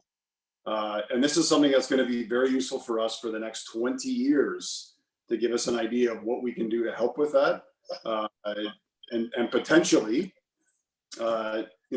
do really good things for the township with part of our growth. And exactly what Deputy Reeve Vandermeer is saying is it also helps with our growth plan. I mean, we all want us to have a growth plan, and this goes in correlation. You don't do things ducks in a row. We don't do things one thing at a time. It's how do we bring everything forward and move it in conjunction with each other. And that's why it's important to me to look at recreation, look at our buildings, look at the way we're spending, and keeping our tax rate. And I'm been an advocate for my first 2 years on council. I commend the last 2 years of the last council at keeping the tax rate at 0 because we need to. And I think we can do things and work in our budget. And we've done a great job in the last 2 years doing that. And this fits into that too as well. So we're not raising taxes out of this. We're not changing the budgetary monitor. We are fulfilling into our budget what we're doing. And it could potentially then give us something, hopefully could give us something small at the beginning and then potentially growing as we grow. But it needs to give us a blueprint. That's why I'm for it. I mean, it's a positive thing, and I stick to that. It's a positive thing for us to do for our residents to say, like, we're trying to find ways to make this an even better place to live, and that's really what the whole gung ho was, and that's the and I think that's really got to be the feeling behind this, is that we're trying to find positive things that we can help with our township. Hey, Jeff, thank you. Karen? So positive is what we're doing at Rosedale Hall so far, putting up that play structure. We've got to, positive is reduce our taxes. I mean, we've created a tax rate that's high, although we haven't increased our budget, as you say, but we did, in that our assessment growth has given us that extra tax dollars. And our assessments have changed. It doesn't have to occur just because of sales, because market value has changed those house values. So even though it's still in the families, market values are going up, the taxes are going up. So, I mean, if you want to talk, then have the builders forum and tell us why they're not building here. Is it because of the fact that we don't have recreation? Because I don't believe it is. So put your builders forum first before you do your feasibility study and find out for sure why people aren't building here. Exactly. Thank you. Thank Claus. Just to answer that question to Councillor Jennings, the reason why some builders are not building here is because some people in the township feel that their properties are worth millions of dollars. So recreation's not going to bring it then? No, the recreation will bring it. If we do a feasibility study about recreation, what we're planning for the future, they might, and they are looking seriously. And I think you'll see quite a change come spring, that there will be some builders moving in here more than what we have now. I don't believe so. The property values, I think, will eventually come down. Nope. Okay, anyone else then? Trying to give everybody a chance. think we've all had a kick at this can. Okay, seeing no more questions and comments, Jasmine? Sorry, Jasmine. I think- Just a reminder that a recorded vote was called. Yeah. Yes. Okay, so I'll let you handle the recorded vote then, Jasmine. So Do would you you want me like to to read move this? Do you want me to read it Yeah. again? You go ahead, Pardon? read the motion again. Yeah. Okay, so it was moved by Ian Straight and seconded by Jeff Carroll that the council approve the minutes of the meeting of Committee of the Whole meeting of August the 4th, 2020, and approve the recommendations contained within.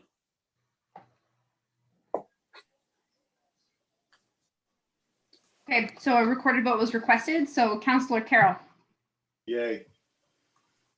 Reeve Dobson, Yay. Councillor Jennings, Nay.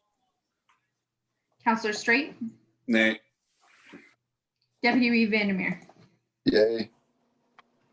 Motion carries. Okay, thanks, Jasmine. Okay, moving forward then, we have some bylaws, and the first one was moved by Klaus Vandermeer and seconded by Karen Jennings, that bylaw 3789, 2020 being a bylaw to enter into an agreement with Big Sky Ranch, Andrew Parent, for the provision of pound services be read a first, second, and third time and passed, signed, and sealed this first day of September 2020. Any comments, questions? Seeing none, all in favor? Opposed? No, sorry. Okay, that's carried. Thank you. Moving forward, there were no motions and notices of motions. Dobson? Sorry, there are. Yes. Moving over, sorry, I'm on the next page here. The first one was that council directs staff to proceed with a request for quotations process for replacement of the septic system at Rosedale Hall. So that was a notice of motion. Mhm. I do have a motion, I can read it. It was moved by Karen Jennings and seconded by Jeff Carroll that council direct staff to proceed with a request for quotations process for replacement of the septic system at Rosedale Hall. Any questions and comments first? Yes, Karen? So I brought this motion forward Yes, because as soon as we go to be able to open up, we want to be able to start and use that hall. And we didn't get the red grant for it, so we should have been moving forward when that happened. So I now am putting forward that we put this out and fund it from that recreation reserve. anything else? I'm going to ask for the vote then on this. All in favor? I have a note, Reeve Dobson. Yes, Jasmine? I do want to note that the Ontario Trillium Fund was another fund that was available for this. I have checked, and the Ontario Trillium Fund is not offering funding this year No. for municipal projects. They have diverted all their funds to not-for-profit projects. So I just wanted council to be aware. I was keeping an eye on it. So Okay, Jeff, before we vote? Yeah, sorry, I skipped out there. I had to deal something really quickly. But is there not another grant option that we can be going after for the septic? the OTF, the Ontario Trillium Fund, was our kind of second big grant option, and they're not offering it this year. Oh, I thought there was another one we had another option to. Okay. So we don't, sorry, go ahead. No, go ahead. It's okay. I was just gonna say, I thought we had discussed that there was another option that was not besides the OCI. I thought there was another one that was released that. Later on in the agenda, like the ICIP COVID-19 Resiliency Fund could also be used for that. Yeah, It that's what I is thought. for building repairs. And it's So an it's an 80%. option. It's an 80% grant too, right? Up to 80. Up to 80% grant. Okay. Yes. How do you Yeah, figure, Karen? how do you figure that the septic was impacted by COVID when it was before COVID that impacted it? Yeah, I mean, like I said, we haven't, like I said earlier, we haven't seen the fulsome eligibility criteria for that. It may be eligible. So then it seems to me that we might be jumping the gun here then. If you're saying, Jasmine, there may be that we may be eligible. Should But we- but an RFQ process is not going to prevent us from applying for grants. Okay, and then that answers my question. Okay, I'm going to go, I think, to Ian and then possibly Karen. I think you might have had your hand up, but Ian first. The whole motion is only for quotes at this point in time. It's not to proceed with it. Get Yeah. quotes. Yes. So, Right. Oh, goodness, my bad, correct, yep. Okay, anybody else? Okay, then this motion again was moved by Karen Jennings, second by Jeff Carroll, that council direct staff to proceed with a request for quotations process for replacement of the septic system at Rosedale Hall. All in favor? That is carried. Okay, thank you for that. And the next one was another motion, notice of motion that council direct staff to bring forward information regarding designating Ferguson Tetlock Road, William Campbell Road, and Nolan's Road as no heavy vehicle routes and bring forward recommendations regarding other roads that may be appropriate. Yes, I'll open that up to council. Claus and then Karen. Thank you. Question, no heavy vehicle roads. What weight limit are we putting on that? So there's no weight limit right now. We bring back a report with recommendations. Okay, thank you. So somehow we would have to word this so that what we're trying to control here are trucks that are just passing through. They're not doing any business in Montague, and Right. they're hurting our roads. And so it's to prevent people who, these big heavy trucks that I said as are passing through that may be trying to avoid Smith Falls in weigh scales or whatever, but that's what we're trying to do. But I know that in this report, this notice of motion, that we do have, we have 3 roads, but I would be definitely in favor of, if we're going to do this, adding many other roads, gravel roads, if not all of them. Obviously, it doesn't make sense for a short little gravel road that has a dead end, but there's going to be many other roads that we'll have to treat exactly the same if we're going to move this forward. And the reason is because if we curtail the activity on these 3 roads, then sure shoot, they're going to be going up Code or other roads. Yeah. Karen? So I brought this forward, for example, with the Ferguson Tetlock. It was only a couple of years ago that we did the tar and chip on it, and it's already cracked. And it's cracked because of the heavy trucks that keep coming across, using it as their daily truck route, not because of a heavy truck that's making a delivery as a one-off, but one that's using it first thing in the morning and again at night to use it as an ongoing. We only did tar and chip. It's not intended to be used as a daily truck route like those are using, which is why my words were like not a heavy truck route. I don't think that means it stops for a delivery, but it just does mean that their day-to-day access isn't to be there. Yeah, and I agree with everything that you're saying, Karen, there, but except for the fact that, I mean, not all of the cracking was done by those trucks. We've had lots of, those roads have had lots of cement trucks going into individual residences also. So, I mean, it's a matter of, we're not going to be able to control all heavy trucks, but I agree with what you're saying. It's just a matter of getting the right wording. Claus, you had another comment? Yeah, as a follow-up, I agree with the proposal of doing this. My second question is, who would police the heavy trucks on there? So that is all going to have to be addressed in a report. Okay, thank you. Okay, anything else then on this? No.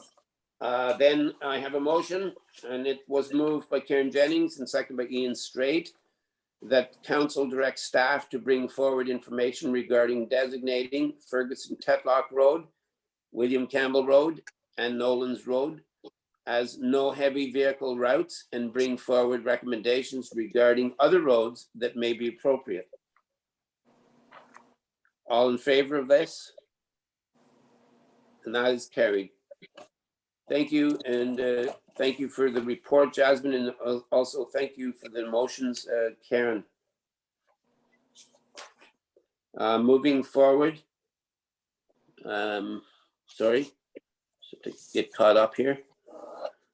We have under the correspondence, we have 5 different action items that are under correspondence that we'll deal with first before we go to the information items. The first one is the COVID-19 funding announcement. So Jasmine, I think I'll let you take over for these because you've, I think, moved these to action. Sure. So the first one is the Safe Restart Agreement. So the it's phase 1 allocation that Treasurer Andrew Hodge touched on earlier in the meeting. So the township will be receiving $95,000 to mitigate our COVID-19 expenses, which is a very positive thing. I can predict that we will likely be able to use up that entire fund, which would reflect some of the pressures we've had from COVID-19. So I know our treasurer has sent in the required letter already, or the returning the signed copy. We hope to have more specific details on how that can be used at a future meeting. Thank you. And the next one. So if anybody has any questions, just stop me on this. Otherwise, I'll go from one right into the next one here. Otherwise, the next one is the ICIP fund. The ICIP fund is a new COVID-19 resilience stream. This is the only information I have on this new fund. So it does provide for projects up to $10 million that must be completed by December 31st, 2021. This is the extent of the eligibility criteria that I have at the moment. And like I said, we will be bringing this back to council. At the moment, certainly projects like the repair to or the replacement of the roof would be an excellent fit to this this fund because it's already planned. It's likely to be finished by the end of the year. But like I said, we do need to actually see the fulsome eligibility criteria before we can make a decision on what project to apply for. So we should, I do recommend that as soon as that it's available, I will provide it to council. We'll have a discussion immediately. Okay, thanks, Jasmine, for this one. And next is L. Maloney Landowners. So this is an attached piece of correspondence that we received from landowners from Ellen Maloney Road. We have been made aware that owners on Ellen Maloney Road may be interested in severances and building permits. As of now, we don't maintain Ellen Maloney Road. We've had this conversation during our road classification bylaw discussion. I'm going to recommend that if council would like to look further into this item, that council provide direction to staff to, very similar to the process that we followed with Lawrence Street, direct staff to look into this matter and we can bring back a report. I do want to finish the road classification bylaw. It is kind of, we have kind of a pending direction from council. It is something that does require close involvement from the public works manager. So would like to have somebody in place before that bylaw is passed. So I would recommend if council's interested in entertaining this, that you direct staff to bring forward a report about Ellen Maloney in particular. Karen? I thought when we did that classification that we did send back with direction because of the fact that we had a discussion regarding the fact that it was classed not to have maintenance and plowing done. So I thought council directed staff to look into all of the 6B and 6C roads. And there was another piece of direction that I'm not remembering at the moment, sorry. So- It is to look into it, but I guess this would be a more fulsome review of just Ellen Maloney. Okay, question? Yes, Karen. So I Go seem to ahead. recall the discussion because it was also tied in with the property on Wellington that goes into the old Harper County School, and the fact that that wasn't being maintained either. And I seem to recall at that point in time that there was some sort of a discussion that the residents that were on these properties were supposed to have received notification of the fact that there wasn't going to be any maintenance. Did that ever happen? Because I don't believe it did. From what I can tell, in 2014, council made a decision to cease maintenance on a number of roads, Ellen Maloney included. I So- don't believe that. Sorry, Jasmine, I'm not sure about the rest of council, but I'm not hearing you hardly at all. It's very, very ruffled. So Yeah, still the same. Yeah, your audio is terrible, Jasmine. Sorry. Something's gone wrong. let me shut off my video and then we'll try it. Yeah, still the same. How is it now? Can you hear me now? It's still the Still same. the same.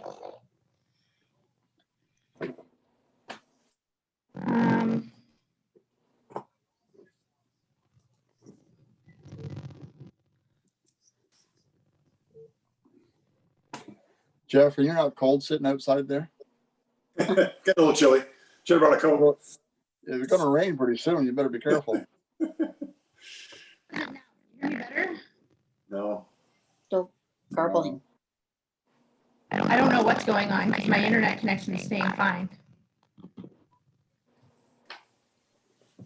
Mute yourself and unmute yourself.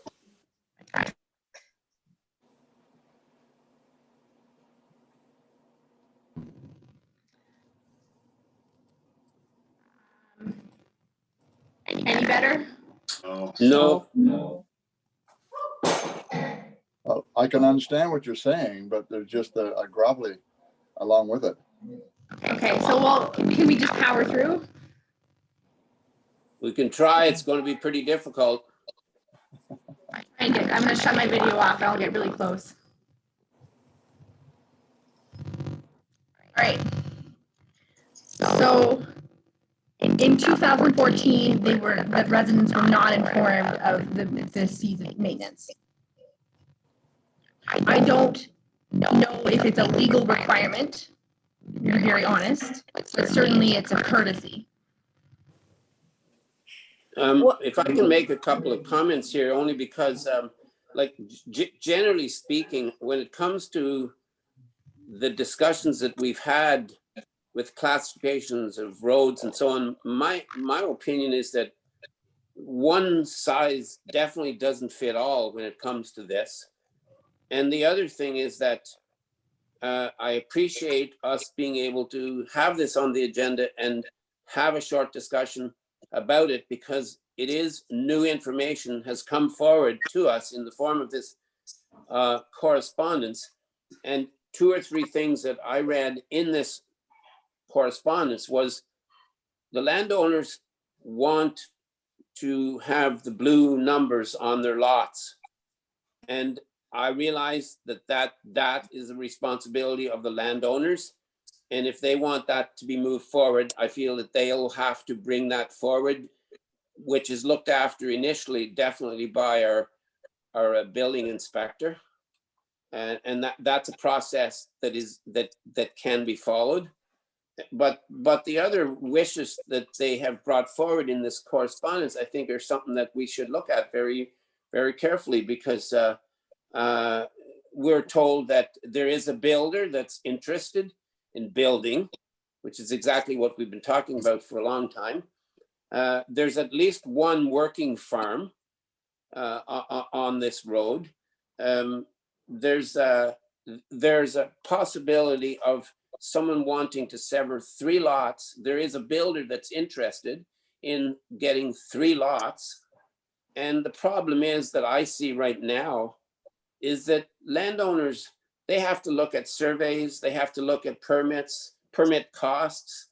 And it's quite a waste of money if they can't get some kind of reading on how we as a council feel about this one. And lastly, I know that there's also process that you have to go through, and it's costly also to get hydro to some of these places. So there's a lot of cost involved. So I just feel that they're asking for us to give them some kind of, at least to get some kind of consensus if we're interested in changing the classification of this road or not. I want to go to Ian. You had your hand up, and then Jasmine. Jasmine, do you want to go ahead and try your voice there to see how you're doing? Is it any better? No, it's not yet, Jasmine, but if you want, go ahead then. Yeah, I just want to make sure that Jasmine didn't have anything that she wanted to add to it before I spoke. Reeve and maybe Deputy Reeve Claus Vandermeer, during our last term of council, did we not put gravel and everything on Alan Maloney or on Alan Maloney? I believe that we stopped, or that we did put, yes, we did put in that term, we definitely put some gravel down. I'm sure of that. But when it came to, I think it was maybe the service of snow plowing. I could be wrong. It was either snow plowing or grading. We did do that on that road. And then for whatever reason, we stopped, and it hasn't been done since. So I don't think it's been done in this term, Ian, but in the last term, I believe. But you know, if that is the case, and we did put gravel down already on Alan Maloney, then what are we talking about here? We're talking about doing a little bit of maintenance, grading it, and snow plowing it so that we can have access to a whole bunch of future lots. I don't think that that's definitely unreasonable, and I think that's something that we should be, you know, maybe relook at, especially for this road. Well, I think the question right now is, do we want to give staff direction to bring back a specific report on this request? I believe that's for sure. So Jasmine, do you want to comment there? That's exactly what I was going to say. Okay. So again, I'm going to start with you, then Ian, and we'll go around, and if we can get consensus to ask to give staff direction to bring back a specific report on this request, on the Al Maloney request. So Ian? Yes. Karen? Yes. Claus? Yes. And Jeff? Yep. And myself, that's then unanimous. So you have that consensus, Jasmine, okay? So Jasmine, I think then the next one is also that you can go on then, and that was on the resignation letter.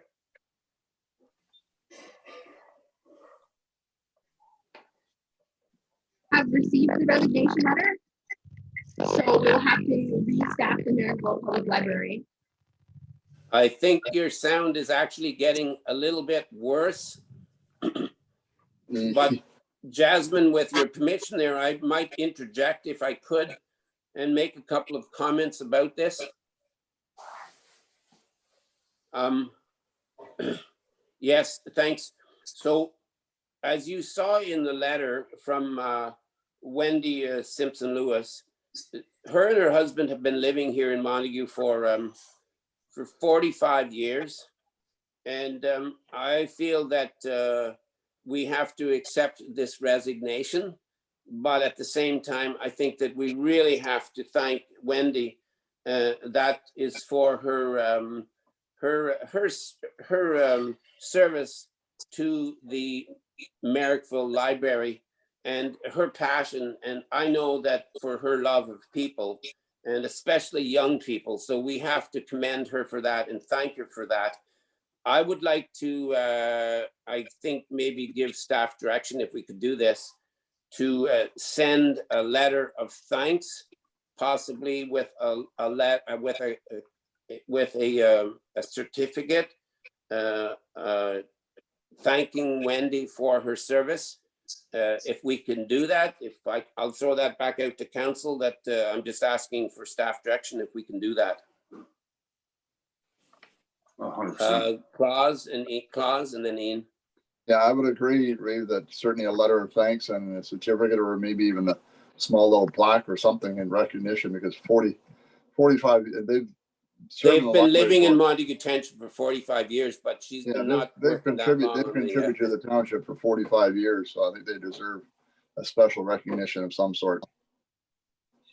And the other thing that I did want to publicly thank Wendy for in her letter that she sent to us is all of the complimentary comments and very positive comments that she made, having lived in Montague for 45 years. That was very nice to see, and what a positive letter to receive. So thank you to Wendy for that also. So Ian, I think you had your hand up too.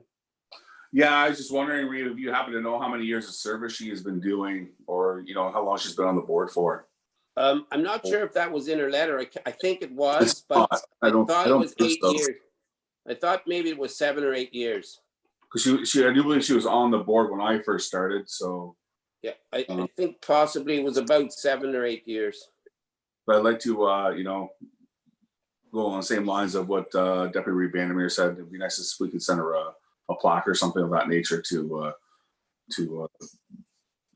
show her level of service within the community. So what we have done in the past, I believe, is that we would be sending a letter of thanks and a certificate of recognition. If that's okay with council, then I think we have consensus for that, Jasmine. Now, I can't see Jasmine on my screen now. I'm not sure if the rest of Jasmine, there she is. Okay, so thumbs up. So Jasmine, the next item there on the action item was the funding response.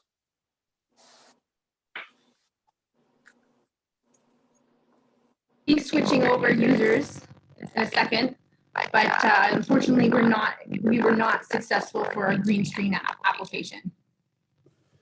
I had one question about that, and I'm just wondering if there are other streams, if there's going to be another stream later on.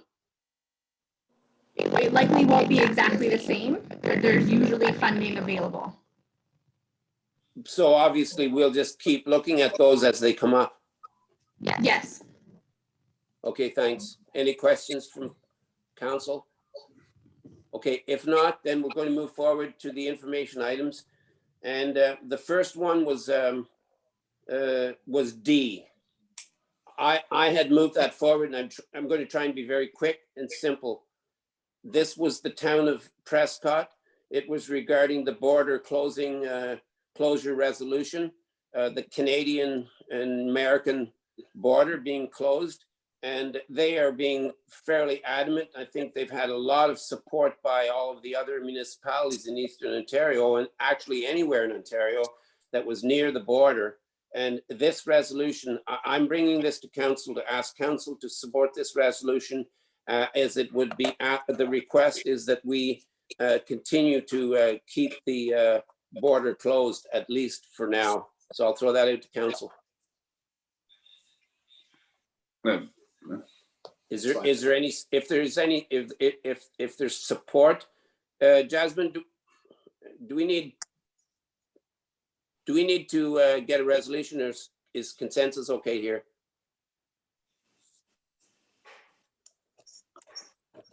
Claus, are you okay? Claus, did you want to speak to that? No, I do agree with it. Unfortunately, personally, in my business, it has had an effect on one of my employees, but I do agree it should stay closed. I just have to find her a place to live. So would you like to move the support for this resolution? Yes, I will. And seconded by Ian. If there's no other comments, I'm going to ask for a vote. All in favor of this? So that's carried. So Jasmine, I think you can deal with that. The next one was E. And if you read, this is the one where you have various municipalities regarding the long-term care homes resolutions. And these resolutions had to do with asking for a lot better inspection system policy and much more support to senior homes. That's what all of those resolutions were for. So I'm again asking council if they wish to support, we can support all of these various municipalities for now. But that's what it's about. So any comments? Jasmine first. Do I sound any better? You sound very, very good. Good. You fixed it. Good. I do believe council did pass a motion in support of the long-term care funding at a past meeting. Yes. Yeah, we did. Okay, and Ian? That was my comment, I guess, was that I think that we had already passed one in regards to this. I guess some of this stuff is I definitely agree with the inspection portion of it for sure. And I think that there needs to be a whole report done on long-term care and what the regulations look like within the province, and maybe on a provincial or federal level. I'm not 100% sure. But I guess my only thing with this is that are not some of these long-term care homes, are they not privately operated? Some, Ian, we have you have for profit, you have not for profit, you have private, and you have municipal long-term homes, similar to our own in Lanark County. So you've got at least 5 different types of long-term homes. But I agree with the funding portion of it for a certain percentage of it, percentages of it, or a large majority of it. I guess funding for a private business from the government is not 100% in agreement with. I certainly I'm actually a promoter of the government taking over long-term homes. Claus? In regards to that, I do agree with Councillor Straight. Chartwell Homes is one of the largest ones that is in our area. They own 58 of them, and they do receive government funding. And even though they're private or they don't receive, all nursing homes do have to subject themselves to inspections. The question is, how often do they get inspected? As we've heard over the media, some of them haven't been inspected for over a year. So anything else on this? Okay, I think we voted on that one already, didn't we? Yeah, we did. Okay, then we're going to move on to the next one was H, and I think I'm not sure who brought that forward. Farm tax credit. Okay, Jeff. That was me. I think this one brings more clarity to when we had discussed it earlier at a previous meeting.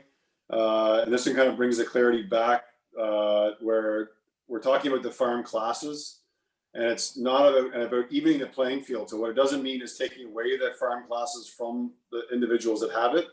It's basically looking at the communities that don't have farm classes and have them show that they need to support on the other side, because it does disproportionately put us at a financial disadvantage, because we're giving those discounts to our landowners, which is great for those farmers, but it's basically saying that people from the city who are getting the advantages of it because of the food and everything else that they're getting from it should have to kind of help offset those losses that makes it to make it more of an even playing ground. Okay. So I think we should be supporting this as a rural municipality, obviously, to do this. So. Okay, so do we have a mover and seconder for this? I suspect you're moving it, Jeff, and seconded by Claus for this support. No other questions? All in favor of this? I'm not 100% sure about this one. yeah. Me either. What are your questions? I'm not 100% sure about it. I think that I still have. I don't know that I fully understand how this is. So I definitely don't want to promote something that changes farm property tax class rates.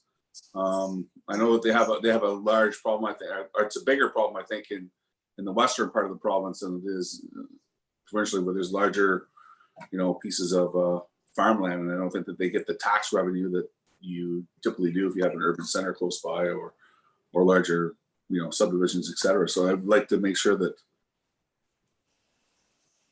So I truly understand that, which I don't know that I do. Can I, I just wondered, Ian, if it would be satisfactory to, and maybe this question also goes to Jasmine, like, is it okay if we, can we defer this? And if it was something that can we defer this to find out a little bit more detail on this, and then maybe that we could come back to our next meeting? You don't actually have to. There was a previous meeting pre-COVID in which we discussed this same issue that council has direction for.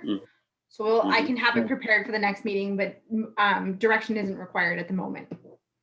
I think that's probably a good idea, if that's okay with council. And I think maybe Karen wanted to make a comment, and then I'll go back to you, Jeff. I was the same. It's not clear exactly how it's supposed to help the rural versus the urban for the amount of the distribution of the farm tax.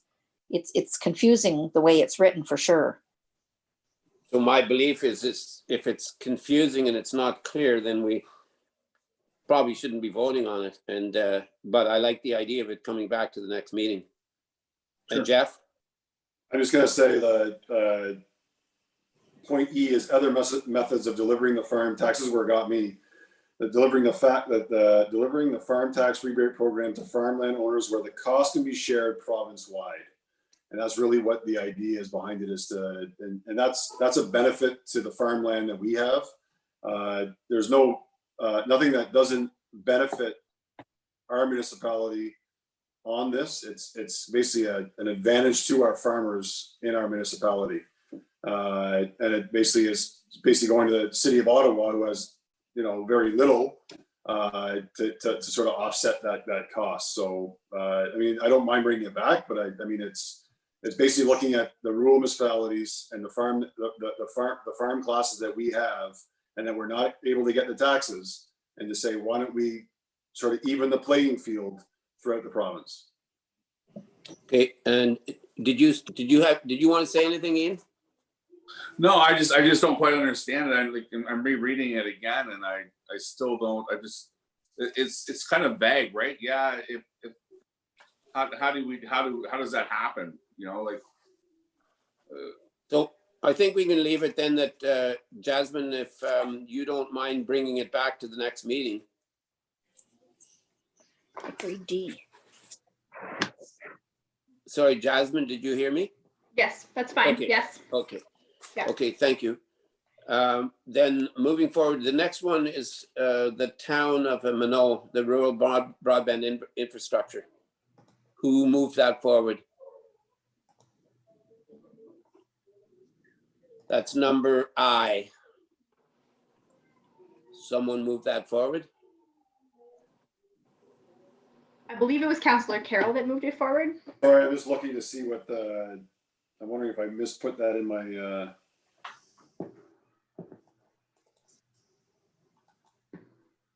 sorry, Jasmine, I think that one was, I didn't want to put that one in when I did it. Okay. So I'm going to go ahead to J, Jeff, and if you if you find something there that you want to bring up. But the next one was J, and that was under the Ministry of Transportation, the bus stop arm cameras, and I had moved that forward.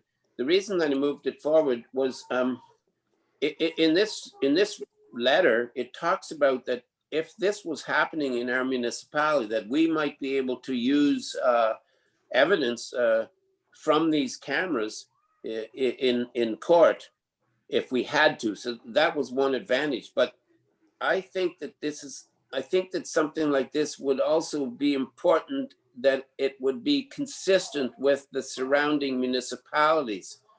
And I would even almost think that it might be an idea to possibly move this forward to the whole county.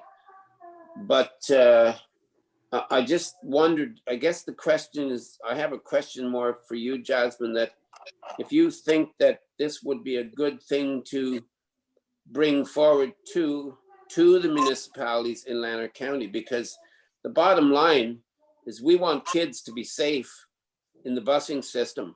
And if there's something, it looks like this might be something that would be helpful towards safety of kids in buses. But I wouldn't want, there's nothing really to support here, but I think that if we're interested in this, certainly we should either have somebody come and speak to us about this, or at least have a discussion with other municipalities and see if there's consensus. I don't think there's much point in one municipality having this and no surrounding areas, but that's my thought. So I'm going to go to Ian and then I think to Claus. So Ian. Reeve Dobson, this is a great thing to bring forward. And I think that not only should there should be cameras on the buses on both inside and out to see what it is, and it should be mandated for the whole province. And I don't think that this should be just, I think it should be slightly amended and sent to all municipalities to gain, see if we get as much approval as we can and see if we can't force it, maybe to push it along a little better and see if we can get it to happen. But I think, the laws and all these people that run the red lights and everything else that are on the school bus, I think it happens on a day-to-day occurrence. And not only that, I think there's also, having cameras in the bus, I think to see what, for health and safety now, for the kids and everything else, and to prevent bullying and everything else that goes on. I think it would be a great move for the Ministry of Transportation to push. So this may be an example of something that we could formulate a motion. We would have to get the staff to formulate a motion to move this thing forward. But I'm going to go first to Jasmine, and then I think I had a couple other hands, but Jasmine. I'm going to recommend when you read the regulations, it does speak to provincial offenses officers, who for us is the OPP. So I think it might be good to maybe bring it to our police services board or the county police services board to determine if the Lanark detachment is going to implement this. The letter references municipalities, but the regulations seem to suggest that it's a policing matter. So I think maybe it would be good to kind of figure out exactly how this is going to be implemented. So then I think that we could leave this maybe to just to be on your long to-do list, Jasmine, and that it can, whichever meeting happens first, police services board, whether it be Lanark or Montague, that we bring it forward. And, yes. And then we keep this to make sure that this comes back to another meeting. Claus? Thank you, Reeve. I would agree with Jasmine that we send it off to Police Services Board. I'm wondering, for just transparency, if we wouldn't maybe send it off to our local bus company, being Ely's, and ask for a comment, not whether they agree or disagree, just wondering what their feeling is about this. I know, being a former bus driver, that cameras were in buses for a number of years, and then they took them out. And I think there was a reason why they took them out of there, because of privacy and that. But the camera on the arm, I would certainly agree, because I've seen them go flying through my bus stop many times, and you can't get a license. They always ask you, "What is your license number?" How the heck are you going to do that when you're trying to watch the kids get on the bus and get a license number? So, but I think it would be a good idea to send it off to Healy's and ask for a comment. Okay. Is there any? Does council wish then to formulate a motion, which could be in the form of a letter to send to the ministry? Or do we just wait, and Jasmine, you could come back with a report to talk to both police services boards plus the county? And the bus company? And the bus company, sure. That's what council desires. Okay, well, I'll go around and ask. Claus, is that okay with you? Yep. Jeff? Yeah, and just on a comment, like when I talk to bus drivers, when I hop on and talk to them, they say it's amazing how many people blow through them. So it's definitely a positive thing. And Ian Yeah, for sure. and Karen? Yes. Yeah, and I certainly, when this comes back to us, I think this could be something that Montague could put on the table and send out to other municipalities. So is that okay then, Jasmine? Yes, we'll bring back the information for sure. Okay, Yeah. thank you very Yeah. much. Thanks. Now, the next thing is, I'm not sure who moved this forward, but it's number P, and it's the Town of Smith Falls COVID-19 Public Health Guidelines Resolution. I did that one too as well. Okay, Reeve, and really it was Mayor Pankow put that forward just to kind of make sure that and to state that we're behind our public health and to sort of denounce sort of misinformation that might be going on out there about COVID-19. I know it's tough in our communities because we've done such a great job at keeping our caseloads low that misinformation can get spread very quickly. But it's because we've done such a great job. And I think I just want to echo what Pankow was basically saying during that, because he kind of hit the head right there about that. So basically just to kind of go along with that, to make sure that we're showing our support for our public health.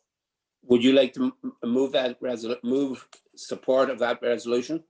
Sure. Okay, seconded by Ian. All in favor? Opposed? Okay, that is carried then. And I will also comment that as the Leonard County rep on the health unit, I have the opportunity to work with Dr. Paula Stewart often. And as I said in the county meeting, we have a huge asset in Dr. Paula Stewart, and I think she's been an admirable leader. And I fully support supporting her, as Smith Falls did, in how they've handled COVID-19. Karen? I think the health unit's done a great thing. They've put out lots of publications for businesses and municipalities, everybody, all the employers, the residents. Like, it's the media. The media is skewing it with their headlines and everything else, and that's what's really causing the problems. So the health unit's been doing a great job, that's for sure. I agree. It has to do with how it's being presented by the media in some cases, where it goes from a possible exposure to an automatic, childcare center gets shut down, etc. Well, I mean, it's not a child care center that got shut down or anything else. And that's the sort of media that gets going, and then it takes somebody who reads it that just posts it publicly, and it just keeps going and going and going. And I know headlines sell, or whatever the case may be, because it's not really selling anymore. But that was the problem. I mean, we want positive as well out of the media with reference to how it's being handled and stuff. That's the thing. But the health unit itself, I give great praise. As I say, I think they're doing a fabulous job with everything that's being put out and getting the information out for all the employers and residents to know what they're to do. But it does have to do with what's coming out in the media. Thanks, Karen, for those great words. Okay, so I think we're finished with the correspondence and the items that were moved forward. So I'm soon going to go ask for any questions from the public, but before I do that, I'm going to go to Jeff. Sorry, because I got a little bit confused when I was going through the list here, but so the I one is basically about the rural broadband infrastructure, because we all know that the government's like behind, and they're not. And I don't think we're going to get what was promised by the end of 2021. Yes, we're in COVID, but as far as it going forward, and they're basically saying more investment and to step up the game a little bit to get our rural internet addressed and fixed. So, I mean, I kind of like supporting that because that's a big issue in our area for sure. And it's also a big issue for our growth plan too, as well. So, I mean, once again, it's about obviously committing more money to broadband and also getting their lack of a better term, their butts in gear too as well. Okay, thank you. Did you want to, was there any resolution you wanted to put forward there? I mean, I like to support it if there's support out there to make sure that we're doing what we can to help our residents get that faster internet here as quick as possible. Okay, so that was a town of Mono resolution. So if you want to support that, you just need to make a motion to support that motion, that resolution. I'd like to make a motion to support that resolution. Okay, so that was moved by Jeff and it's seconded by Claus. All in favor? Okay, that's carried. Thank you, Jeff. Thanks, So guys. Jasmine, I'm going to go to you and find out if we have questions tonight from the public. You have to give me just 1 second. No, that's okay. And I don't think there's any unfinished business or other business, so we'll wait for that before we adjourn. Great. Okay, so I have a couple questions. The one is a question regarding the pound agreement. So this motion may be carried before my question is asked, but can the 3-day limit be extended to 5, especially if the dog is lost over the weekend? So we have passed that contract with Big Sky. So right now we can't. So I don't know if council wants to comment on that or. Jasmine, what I wasn't clear. What exactly is the person asking? Was the person asking that we extend it longer than 1 year? No, 3 days. No, it's there's a requirement for you to retrieve your dog within 3 days. Hang on, let me just get the exact Oh, yes, wording. okay. I just couldn't hear you what the question was. Yeah. Okay, does council want to comment on that? We've already passed it, so we can't do too much about it, I don't think, but we can comment if you wish. Jeff? What's the, I almost want to say, what's the harm in asking? Is there a cost to us? Is there a cost to the owner? If nobody claims the dog, then it certainly is a cost to us. Yes. And There's cost. We pay a per day cost. So if the owner comes and gets the dog, they pay the per day cost. If the dog is not retrieved, we pay the per day cost. What's the per day cost? $10 per day. So it costs an extra $20. How many dogs do we send on average? Sorry, I keep asking all these questions, Reeve. How many dogs do we on average send to Big Sky Ranch a year? Do we know that? Provided it in our last report. Sorry. Let's see if I can pull it up.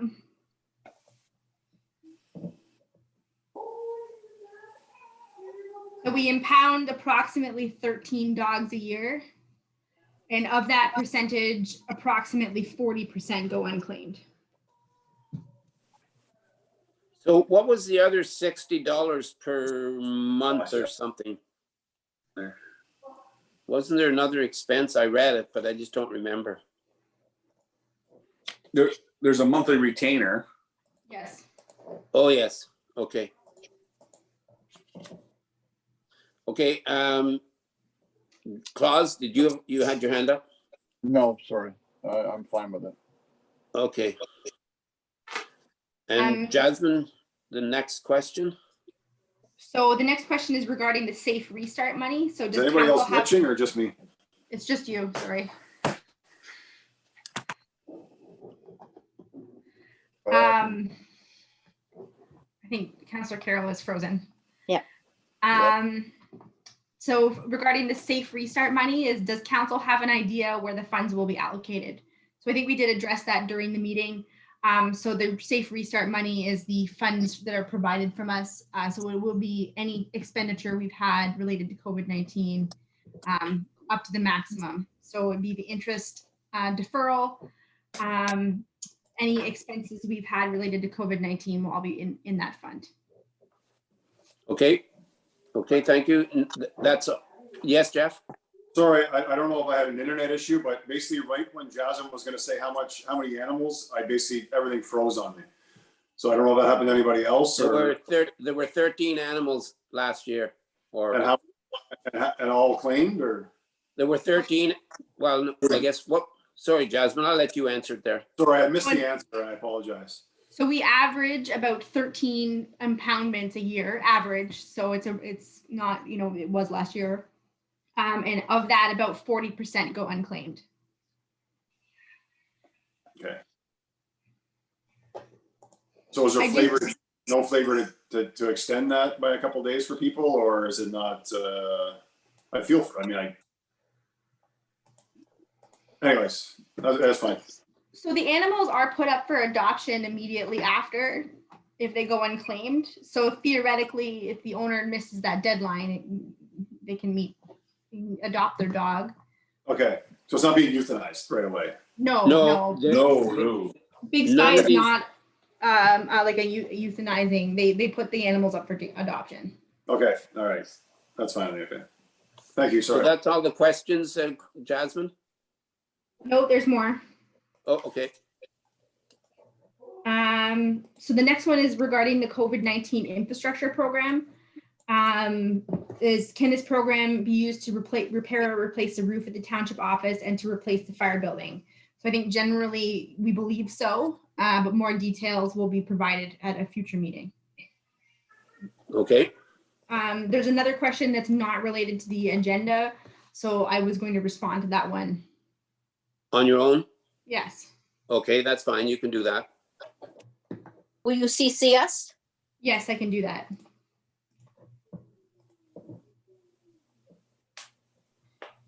So that's it. That's all I've got. Okay, thank you. Okay, so I have a motion. It was by Klaus Vandermeer and second by Ian Straight that the bylaw 3790, 2020, being a bylaw to confirm the proceedings of council at the regular meeting held on September the 1st, 2020, be read a first, second, and third time and passed, signed, and sealed this first day of September 2020. All in favor? That is carried. Thank you. The next motion resolution moved by Jeff Carroll, second by Karen Jennings, that this meeting do now adjourn at 8:34 p.m. until September the 15th, 2020 at 6 p.m. or until the call of the Reeve, subject to need. All in favor? That is carried. And it was moved by, oh, this is the 10 o'clock. We don't need that one. Not yet. Hopefully not. Oh, not. So that's it. So thank you, everybody, for this meeting. And I think we'll take, is 3 minutes okay with everybody if we break? Yeah, I'll run quick. So Jasmine, we're just going to take a break for 3 minutes, okay? So we're going to stay live. So please mute your mics.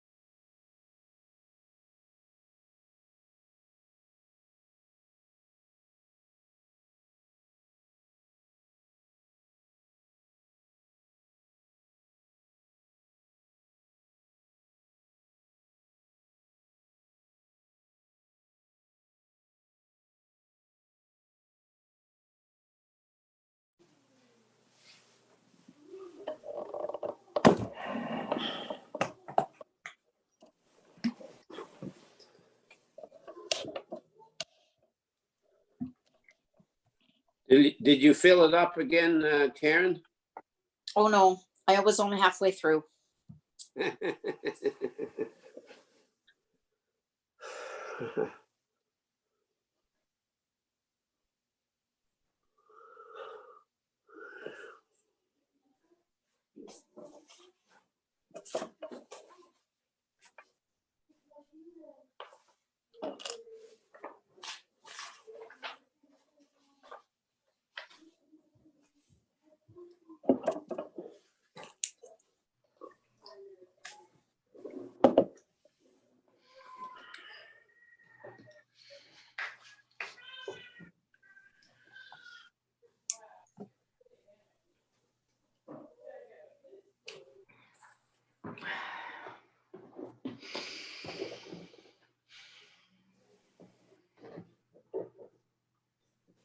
What, did you figure out what was wrong there, Jasmine? Nope, no idea. Wow. It could have been that my phone was a little bit too close to the laptop and it was like interfering with it, but I have no But- idea. But you became so clear, but we could barely hear you.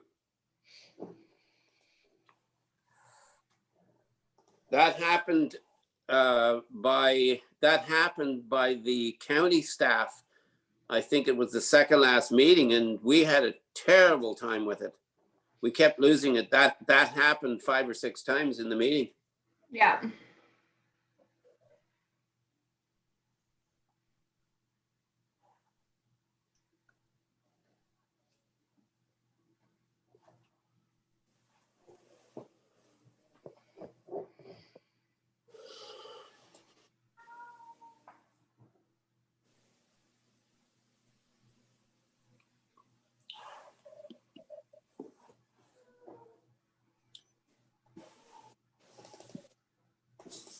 We still don't have what, Claus, Ian, and Jeffrey?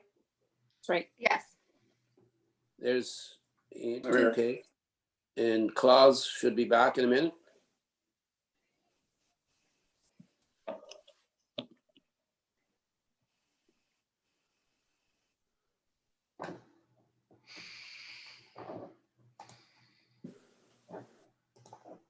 Okay, everybody's back?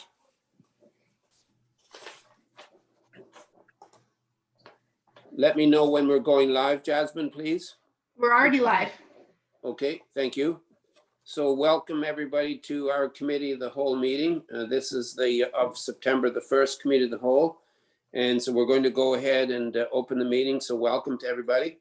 I'll also remind council again that if you have a disclosure of interest, you can declare it now or anytime during the meeting. And we have no delegations, so we're going to move right straight into the first report of the municipal officer, and that's yours, Jasmine, on the personnel policy update. Great. Thank you very much, Reeve Dobson. So I am going to recommend at this time, I have been made aware that there are a couple items in the personnel policy that need a little bit of further review before it's ready for a final draft. So I would at this time ask council to defer this report, and I can bring forward some changes to the attached policy. So there's a couple items that need a little bit more additional review before it's ready to be approved. So I'm going to ask at this time, council defer the report. Okay, before we do that, I forgot one resolution. I'm going to read it first, and that was moved by Karen Jennings and seconded by Ian Straight, that the committee of the whole agenda dated September the 1st, 2020 be approved. All in favor? So that is carried. And do you need consensus to defer this? The motion that's prepared is to Oh, defer yes. the item. I have a motion here, so I can read it. And it was moved by Ian Straight and seconded by Claus Vandermeer that committee of the whole received the following report. That is the personnel policy report, and that the following be recommended to council that we that this item be deferred. I did see your hand, Karen. So that means it'll come back at another cow meeting? Yes. Okay, all in favor? That is carried. Okay, the next one is the user fees and charges by law. Great. Thank you very much, Reeve Dobson. So back quite a while ago in October 2019, Council did provide direction to review our user fees and charges bylaw and the Council and Local Board remuneration bylaws. We are in the process of the Council and Local Board bylaw. I hope to have that done in the fall. But we have provided a update of our user fees and charges bylaw. So there are a number of areas that were updated in the bylaw.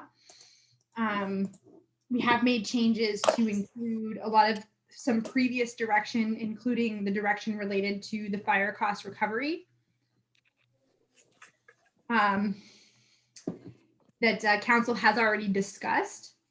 I did make some, I'll just go through the bylaw and kind of detail the changes if that's okay with everybody.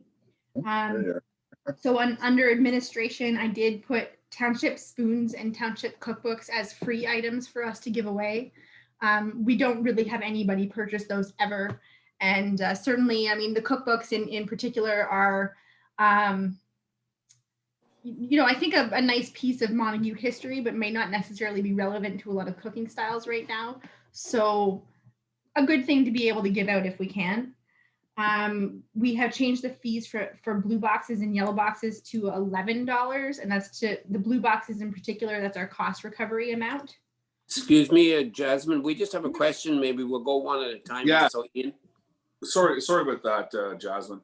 Okay. I know that we're giving out the cookbooks for free and the township spoons for free that we have, but once we run out, right? We're not publishing any more cookbooks or spoons. No. We give away for free. No. All right, awesome. Thank you. So the boxes would be cost recovery. And then I've also included a charge for staff time. So that would be at the discretion, for things like the fence viewers applications and areas in which we are able to charge staff time. The fence viewers fee or fence viewer process is one of those where it has been relevant that we have a capability of charging staff time, but we didn't have a fee for it. I use the exact same charge as the staff time charge for the MFIPA requests.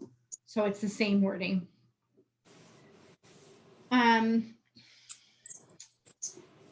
a couple pages down for the recreation hall and rentals.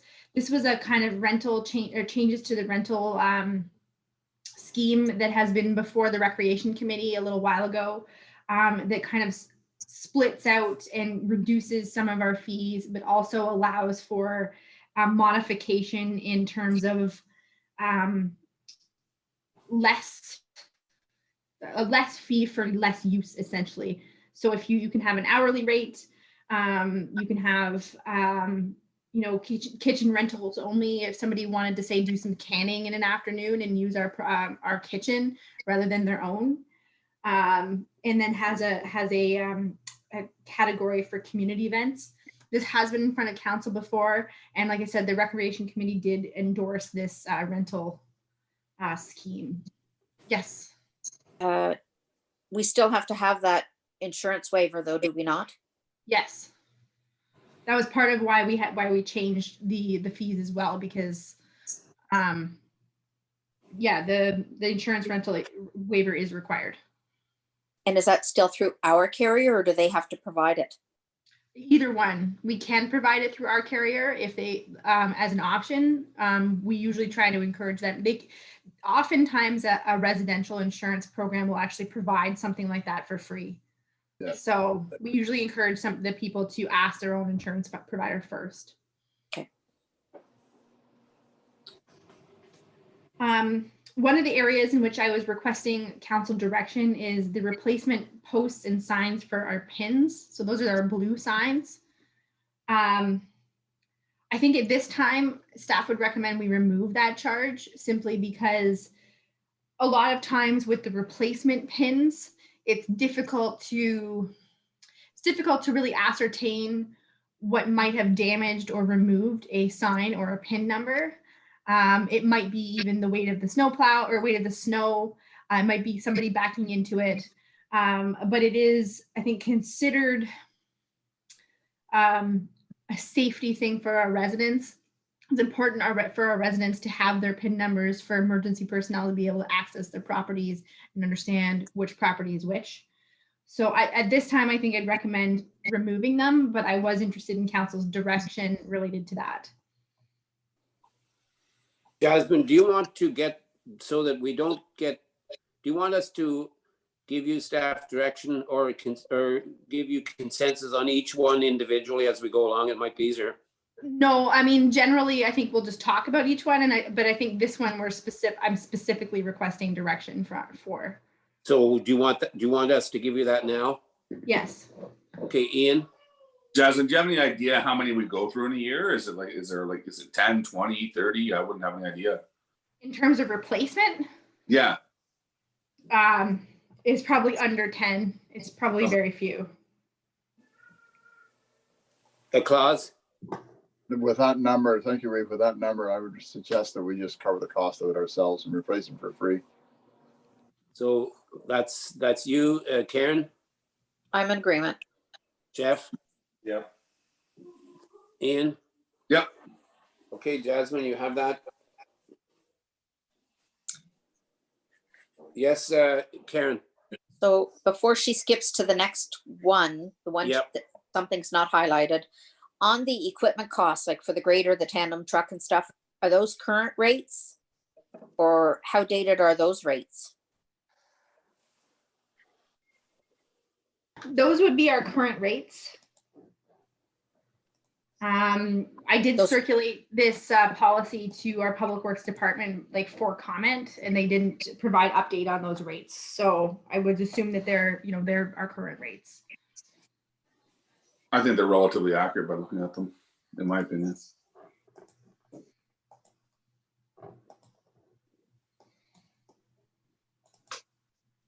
Okay, Jasmine, you can go ahead. Okay. So we did make some changes to the planning fees. So of note, the consent application. So that is for severances. So instead of having the $55, what we call the circulation listing fee, the proposed fee is $400 for the first lot, and then $100 for subsequent lots on the same land holding. So our traditional severances would cost $600. And we designed this to, there is staff time that is used in consent applications, and particularly our planner, who is a contract, does incur time on every single one of these applications. So we've designed the fee to cover that cost. So you're looking at jumping. Sorry, Karen. Sorry. You're looking at jumping from $55 to $400. Yeah, we technically don't even really have any severance fees whatsoever. It's a circulation listing fee, so it's the cost to run a circ list. We don't have any fees at all for severance applications.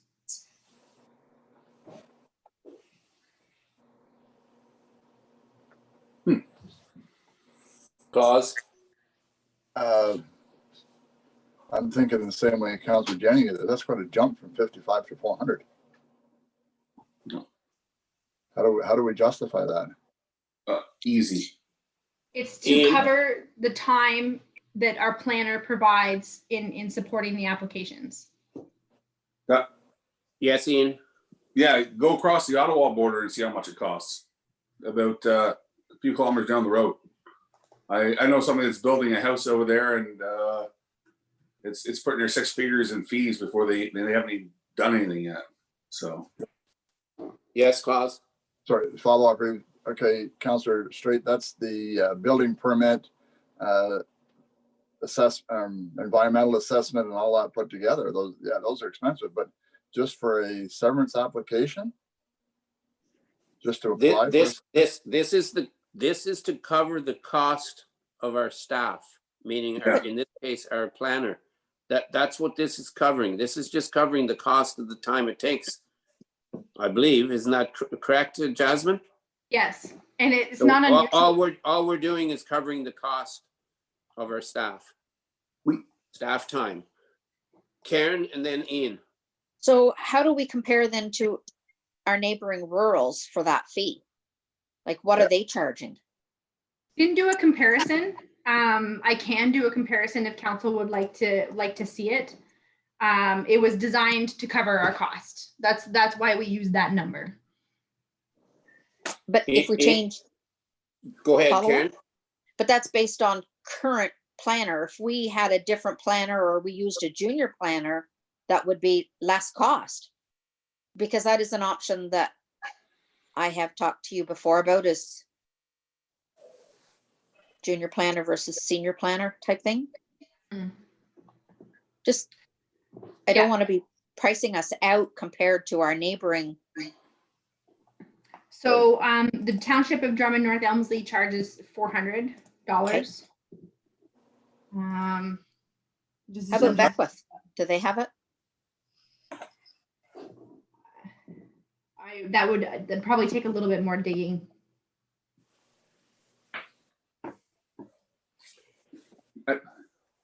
I'll go to you, Ian, and then we can Yeah, come well, back to Jasmine. At this time, the township has to be cost neutral at least. Like, this is something that landowners want to do. If it costs us $400, it costs us $400. We can't absorb, the township can't be absorbing costs for people that want to do severances. So if our cost is $400 at this present second, then it's $400 until we have a different solution in place. And like, I agree with you fully there, Ian, because you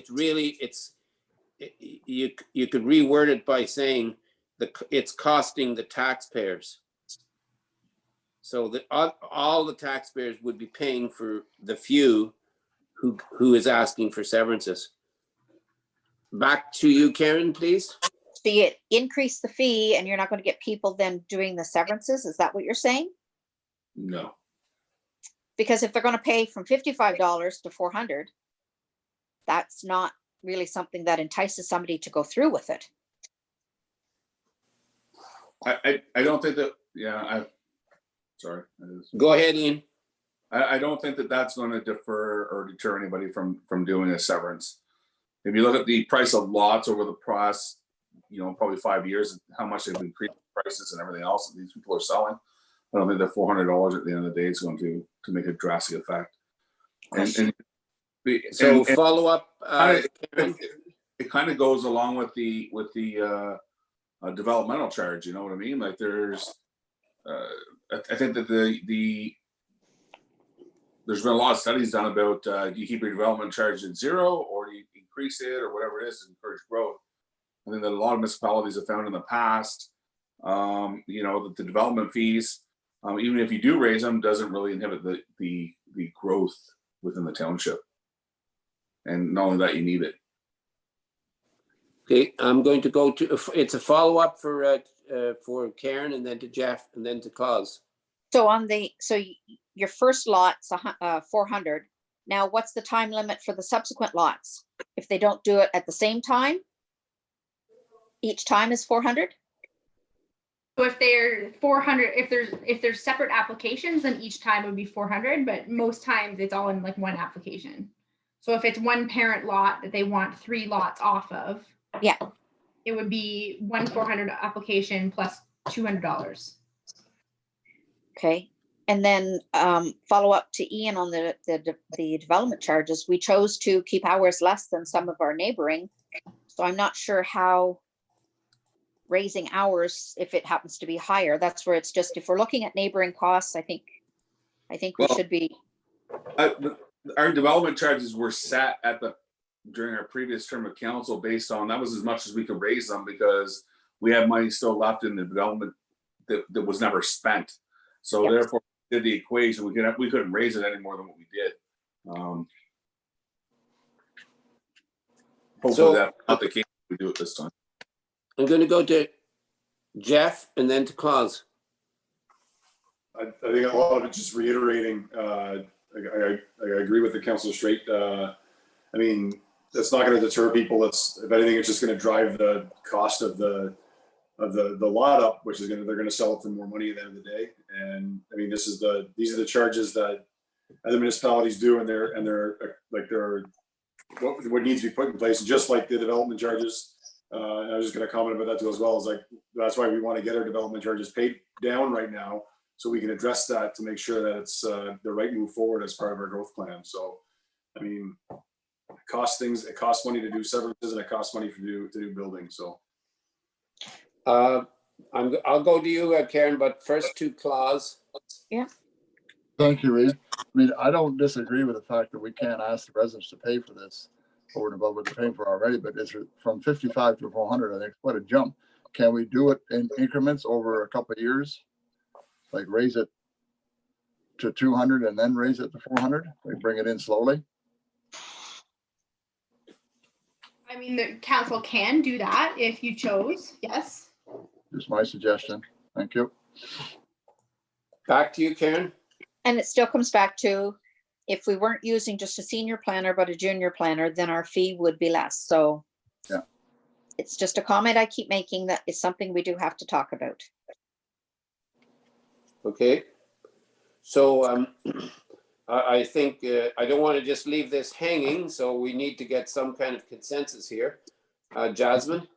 So I just want to note, I did some very brief research. I can't find Beckwith's. Drummond North Elmsley was $400 for a consent review fee. Lanark Highlands is $400 plus 100 for each subsequent application, so the same as ours, plus a $1,500 deposit. And Mississippi Mills is $875. So I know that was a question, so I did a little bit of brief research. Okay, thank you. So just so that we can so we don't leave this hanging for you, Jasmine, then specifically on this, we should get some kind of consensus here. And I think that we're actually hovering from, well, it had no other figure was put on except for 200. So I'd say it's 200 or 400. And I think I was getting consensus from both Councillor Straight and Carol that we possibly increase it to 400. Is that correct on your point, Ian and Jeff?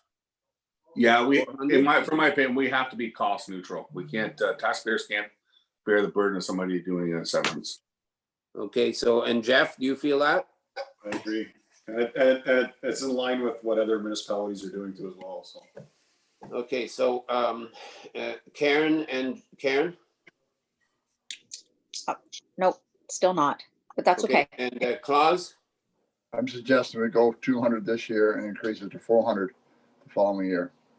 So I'm actually going to agree with Councillor Straight and Carol to get consensus here. I don't think it's right that other taxpayers should be paying for people who want a severance on their land. So you have that consensus, Jasmine? Right. But so you can, don't question. Yeah. Yes. I thought most of this severance went through the county stuff. Yep.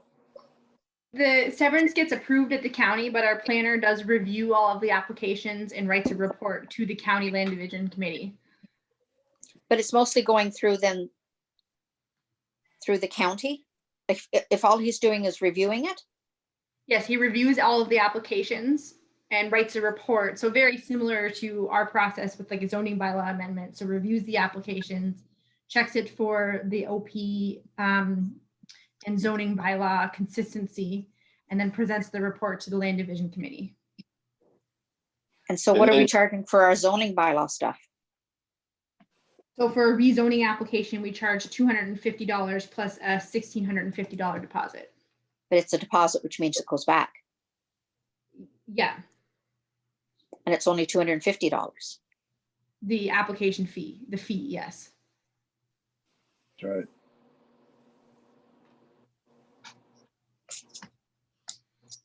Yes, Claus? When it goes to the county, as Councillor Jennings was saying, it goes to the county once, it goes to the county twice, it goes to the county 3 times. So they spend a fair amount of time on it also. And does any of that $400 go to the county? No. No. They charge their own money. Ian? Yeah, and the county charges for it too. It's not free. Yeah, I know. Okay, I think we have consensus there, Jasmine, for you to go ahead with the next part on this same report. Great. So we are recommending that the fee for, or the deposit for the site plan agreements and the development agreements be reduced from $1,100 to $500. We very rarely, very rarely for both of those items reach that threshold. So there's really no sense in having them that high. If they, of course, if the time does exceed those deposits, we can then charge for it.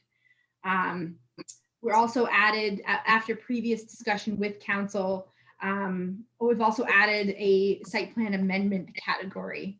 So occasionally a site plan does have to be amended, and typically it should be a short process. So we're recommending a $200 deposit with the $250 fee. And how do we come up to that? Sorry. Yeah, go ahead, Karen. So how do we justify those rates that we're charging through the 250, 250, 250 all the way through? Like if we have to do all the review, if staff still have to do all the readings and everything else, yes. How does that rate then compare to what you're trying to charge on the other one? I'm not sure. I guess generally, like what we've tried to do is reflect the amount of actual work that goes into each one of these applications from our experience, so that we're not overcharging, but also not significantly, but not undercharging either, because that does creates more problems when we're undercharging. Okay, Ian.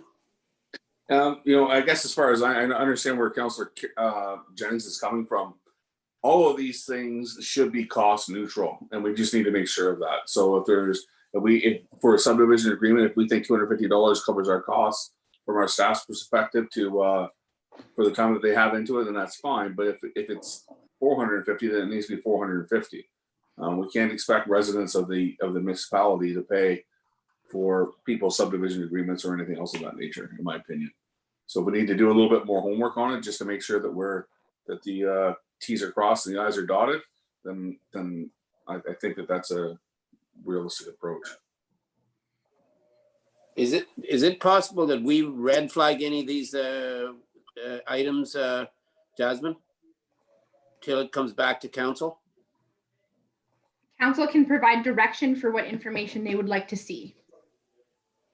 Well, it sounded if like there's additional information that council wants to see, then all of council should direct staff to bring forward that information. Okay. Is there such by anybody then?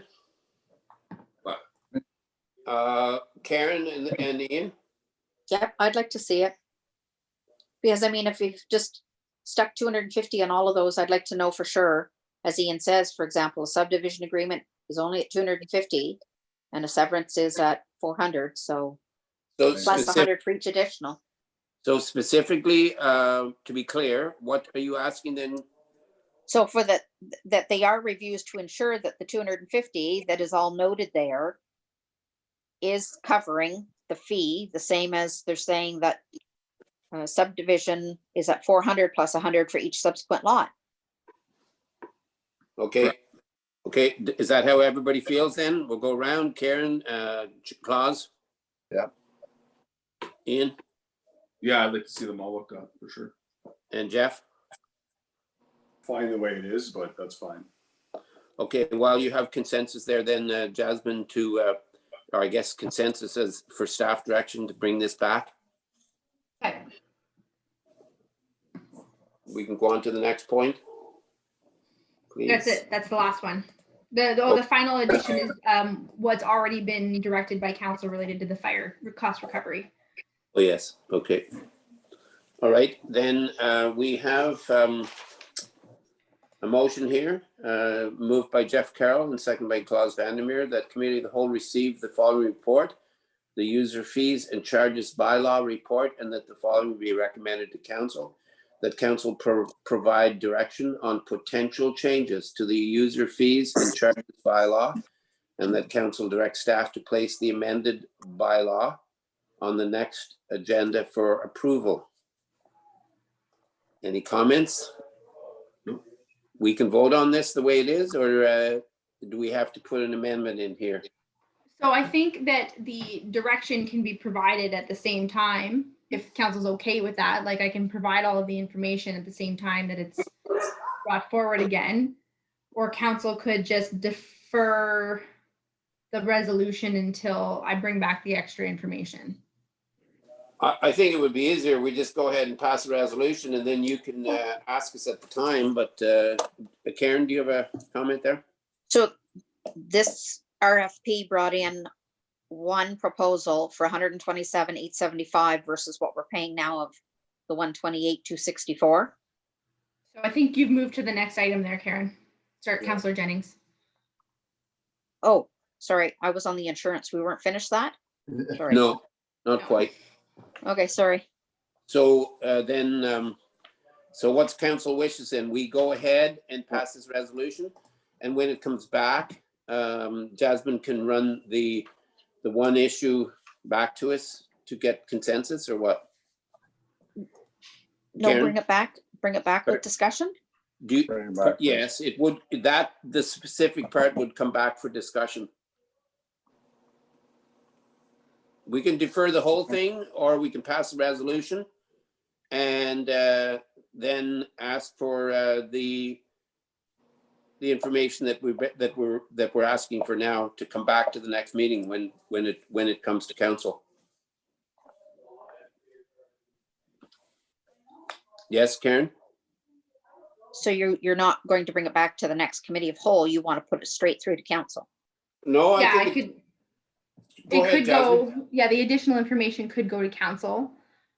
Move forward. With and then with the, a modified bylaw. Or council can defer it and I can bring it back to committee of the whole. That's what I was looking for. Okay, then I'm going to ask for consensus to defer the whole thing until it comes back to the next committee then meeting. That's fine. Okay, Claus, Yes.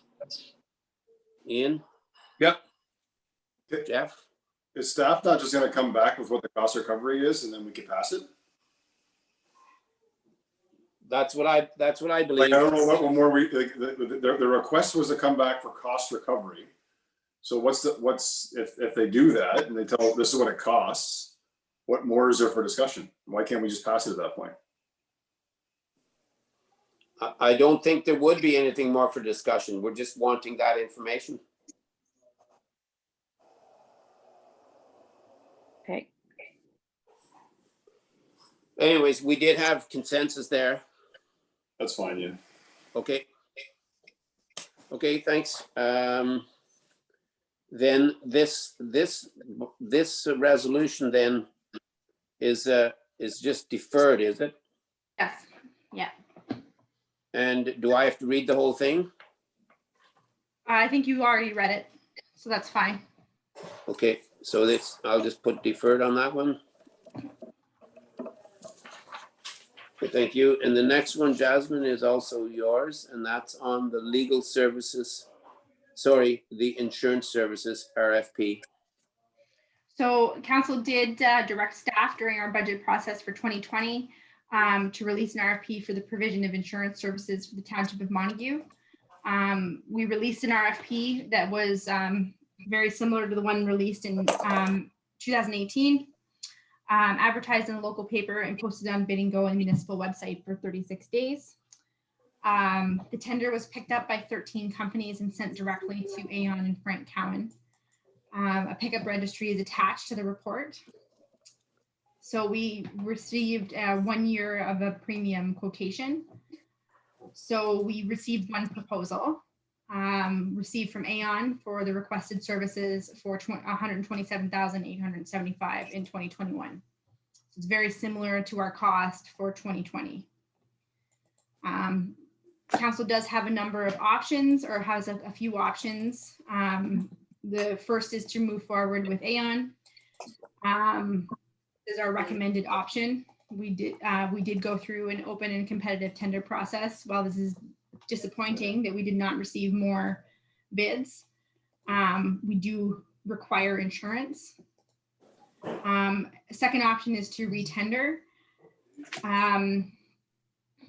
This option is not recommended because the responses are unlikely to be any different due to feedback received on the tender. And there is a risk that the process wouldn't be completed before 2021. And then option 3 is to do nothing, and that's not recommended. Insurance is a vital part of municipal operations that provides protection to the taxpayers. So.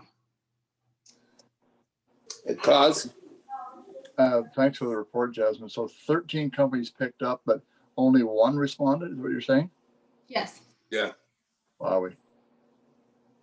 And their scoring was what you wanted it to be? I didn't score the proposal. Well, they came in. No point, I guess. Can see that they've dropped the price down a little bit. Would we be able to entertain with them a multi-year price guarantee, like a 3-year contract? Likely not. Oh, lovely. Okay. Now, Karen? sorry, one more question, Reeve, if I may. Yep, sorry, go ahead. Does this 127,875 cover all the insurances for all the different departments, fire department, Yes. council? It's a blanket thing right across the board. Yes. Thank you. Karen? Would we have had luck if we'd have gone in with the county that was doing that bulk tender for insurance that the other municipalities are going in under? Well, they haven't released yet, because that was one of my first questions, and we did ask how the county's tender did end up. Apparently, it's not been released yet. The feedback I received from one of the companies that declined to make a bid was that it was related to our risk levels. Yes, Can I Karen. follow up? So Yes. ours, as in Montague's risk level? Yes. Wow. Wow. So I'd like to know what. yeah, can you send us a report to let us know what our claims have been, to know what our risks are?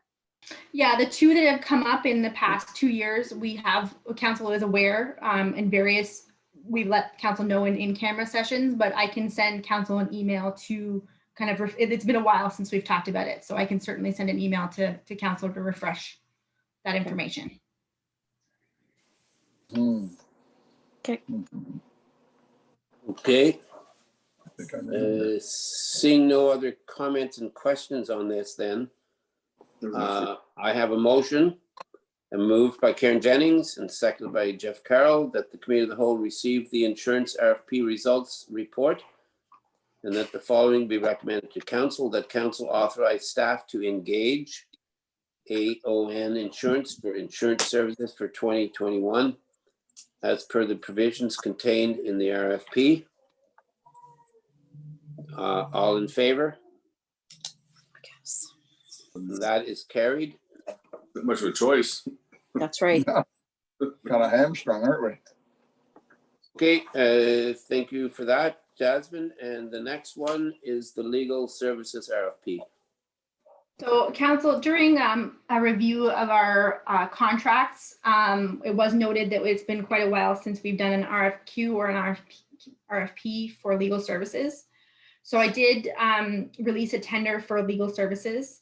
It was designed so that the township could enter into contract with multiple different firms for different service areas, and also have multiple different firms with overlapping service areas, so that we can pick areas in which certain legal firms have certain expertise, as well as we can ensure that we will always get legal services and legal support if there is an event of a conflict by any of the legal firms. So this is very similar. The township of Mississippi Mills, the municipality of Mississippi Mills did do a very similar tender a couple of years ago, and it did work out very well for them. So so we've ranked the proposals that we've received. So Cunningham Swan, Weisart, and Barker Wilson did score the highest in the the evaluation criteria. All of the hourly rates of the top 3 are very similar to each other. So there's not a lot of variation in the hourly rates of the top 3. I apologize for it not being on the agenda. Most hourly rates, type of unit rates, are considered confidential information.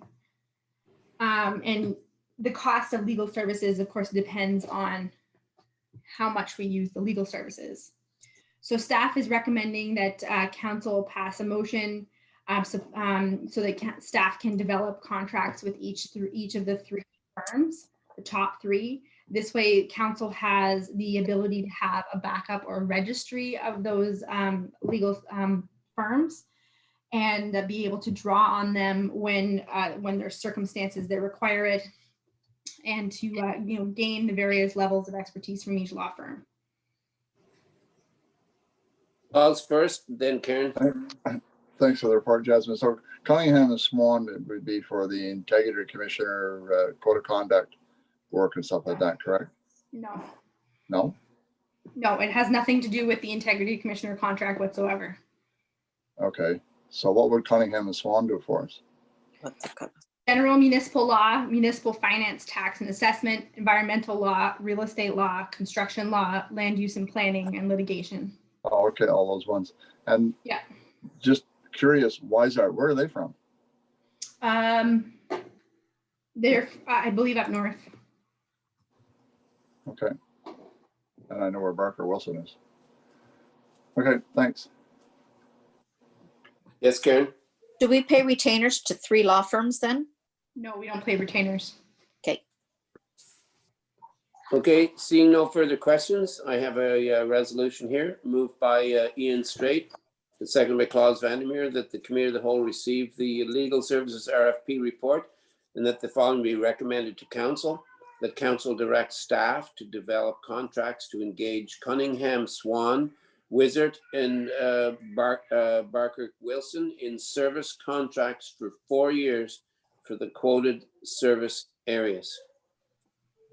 All in favor? That is carried. Thank you for that one, Jasmine. And the last one is the discussion with Smith Falls.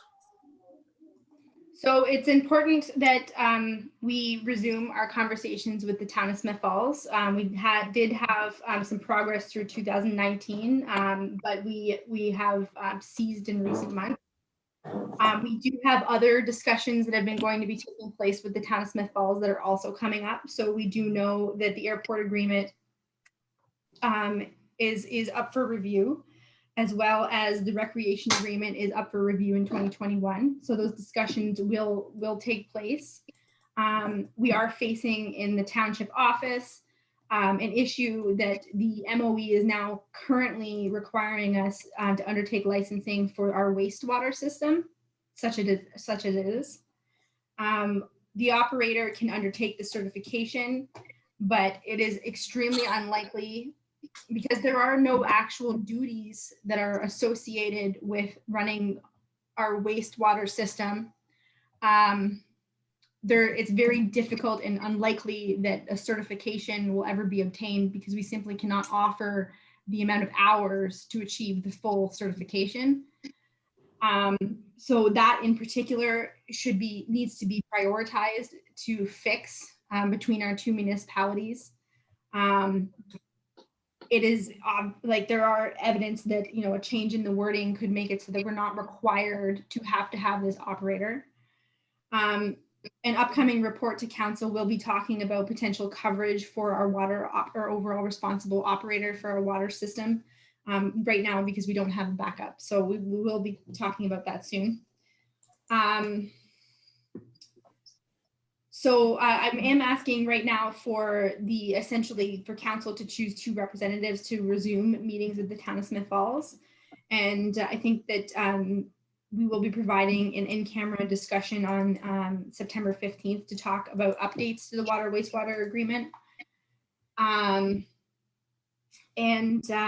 it's important that we begin and we begin again to start discussing and considering this issue and getting this done, particularly because of the pressures related to our sewer agreement and the sewer issues. So I'm asking for council to kind of choose 2 representatives, and we can start meetings again with the town of Smith Falls to kind of move this forward. Jasmine, I have a question. Which 2 of our council members were on the recreation discussion with Smith Falls? Which 2 did we have? I actually can't recall, I don't think, but I Yes, actually Ian? don't. Yeah.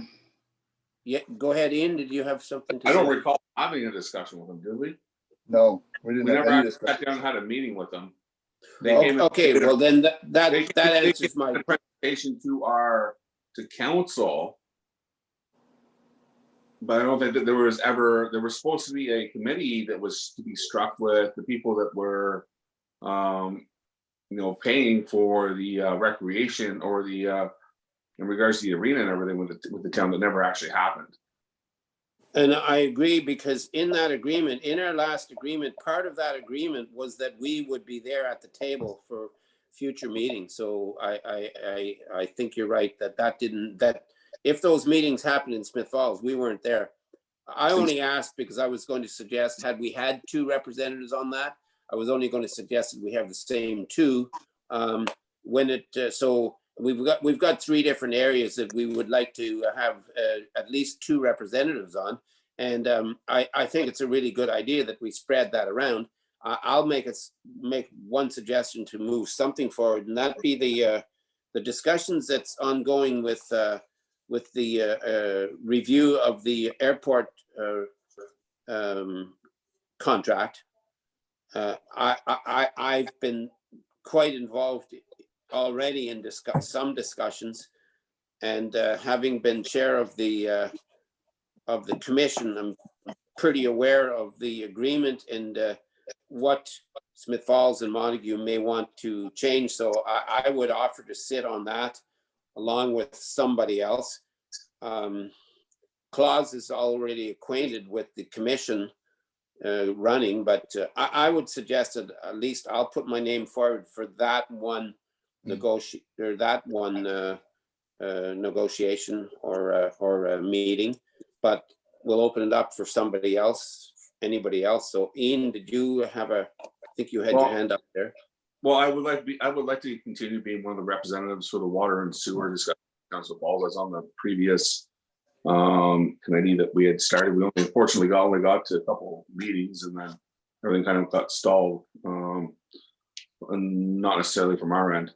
I guess if that would be all right with everybody. I guess my other question while I'm just talking about this is that wastewater operator's license, I hope, is that a mandatory requirement for the new public works manager if they do not have it to get it within a certain time frame?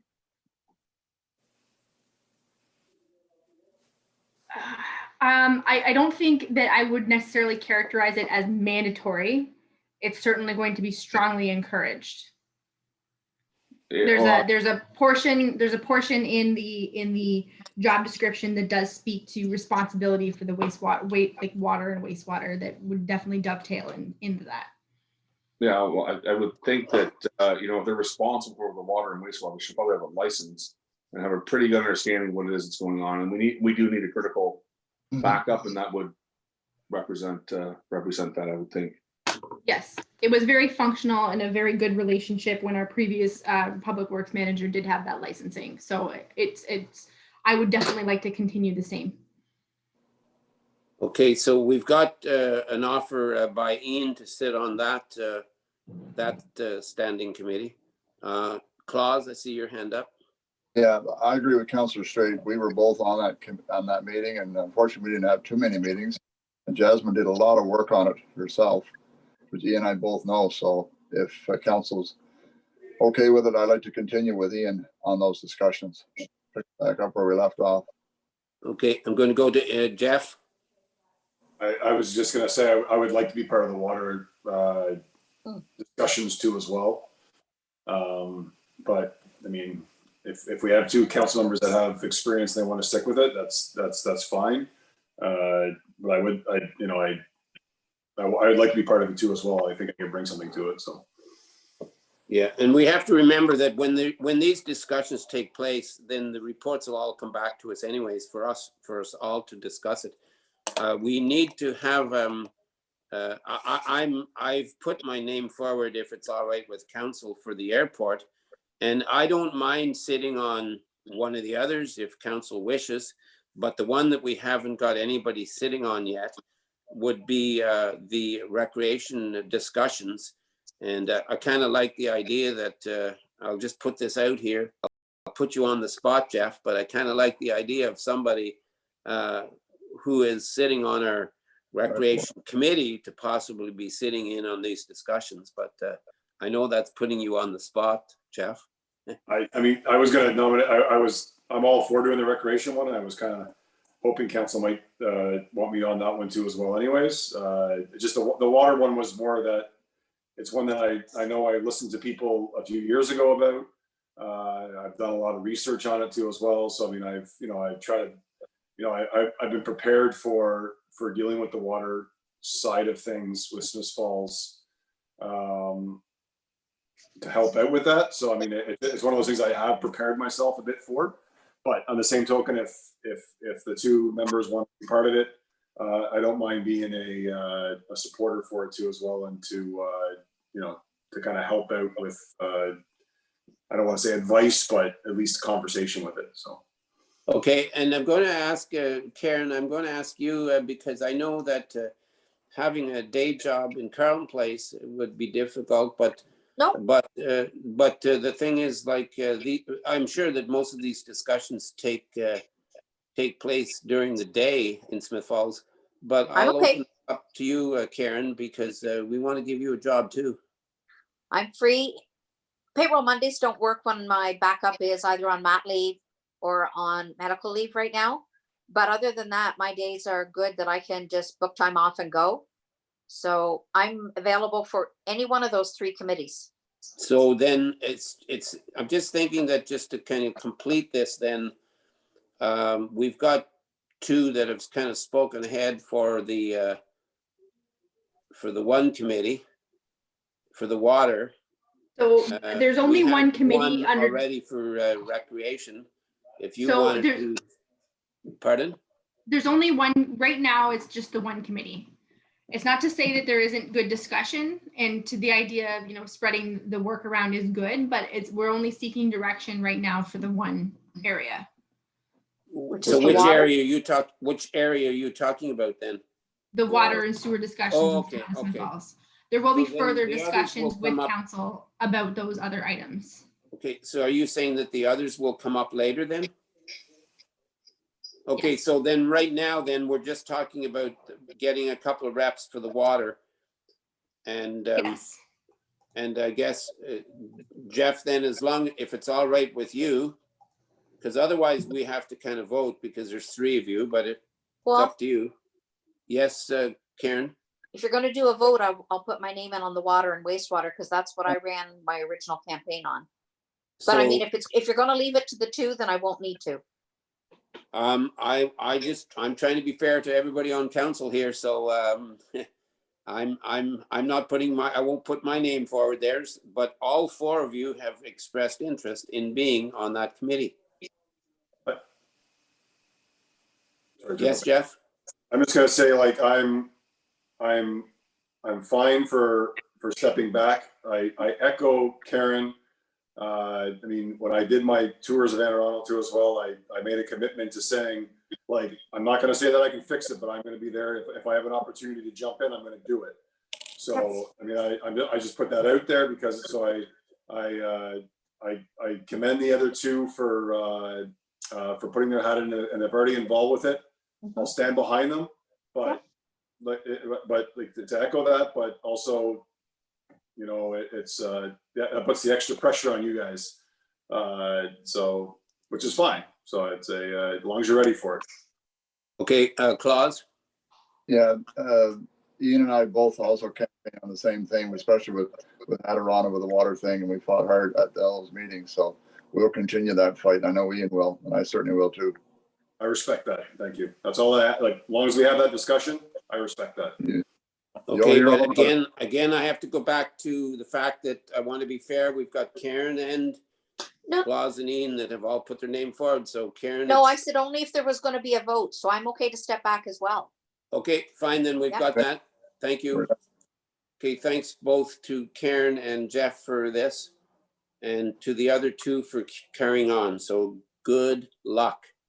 Thank you. Because you'll make all of us happy. You'll make everybody happy because we've all been fighting for this for a long time. So hopefully we have positive results. Okay, Jasmine, I think that's great for all of this work. I know that this has been a lot of work for you, Jasmine, and I really appreciate it. I think that you are to be commended to how you've brought all of these forward to us. So thank you for all of that. We're going to move forward. Oh, yes, Jeff? I mean, I want to echo that, not to echo that again, Bill, but I mean, what staff's been doing this last year, like what we poured on them, they're doing a fantastic job trying to keep up. There's a lot that they got going on. So I mean, for sure, keep up the great work. And even with our roads guys, I mean, they're doing a fantastic job out there. They've jumped on the extra gravel roads too as well. Richardson, you know, I mean, they poured it to it. I mean, they're really stepping up to sort of the extra things that we're asking them to do. So I think it's fantastic. Thank you. Okay, so we're moving on then. We have no reports of committees, petitions, motions, notices of motions, no unfinished business and other business. So before we adjourn, I'm going to ask Jasmine, do we have any questions? We do not. Okay, and so the last, I have one question, but this question is for you, Jeff, because I'm just wondering, like, why it's black dark at my house, and I'm just wondering why is it still bright half a mile from my house where you are? I just can't get over this. Bill, the sun just always shines down on me, I guess. I don't know what to say. So it's It's just lack of mosquitoes. Next time we're going to dump a bunch of mosquitoes behind you. I know you still have Claus wondering about this, so. Anyways, we have a motion here, moved by Jeff Carroll and seconded by Claus Vandermeer, that the committee of the whole receive the following report, the water sewer discussion with Smith Falls, and that the following be recommended to council. The council choose 2 representatives to resume meetings with the town of Smith Falls related to the water agreement. And we have those 2 representatives, that being Claus and Ian. So all in favor of that? And that is carried. Thank you. And the last motion is moved by Ian Straight and seconded by Karen Jennings, that the committee of the whole do now adjourn at 9:37 p.m. All in favor? Okay, and that is carried. So we have adjourned our meeting. So thank you to the public who are probably still with us, hopefully, and to Jasmine, to you and the other staff for all the work, because as Jeff just pointed out, we put a lot on your shoulders, and I think you're doing a fabulous job reporting all of these to us. So thank you for that. And thank you to all of council for all the good discussion. So I think with that, I will say goodbye and thanks to everybody. Night. Night. Right. Thanks, everybody. Good night, everybody.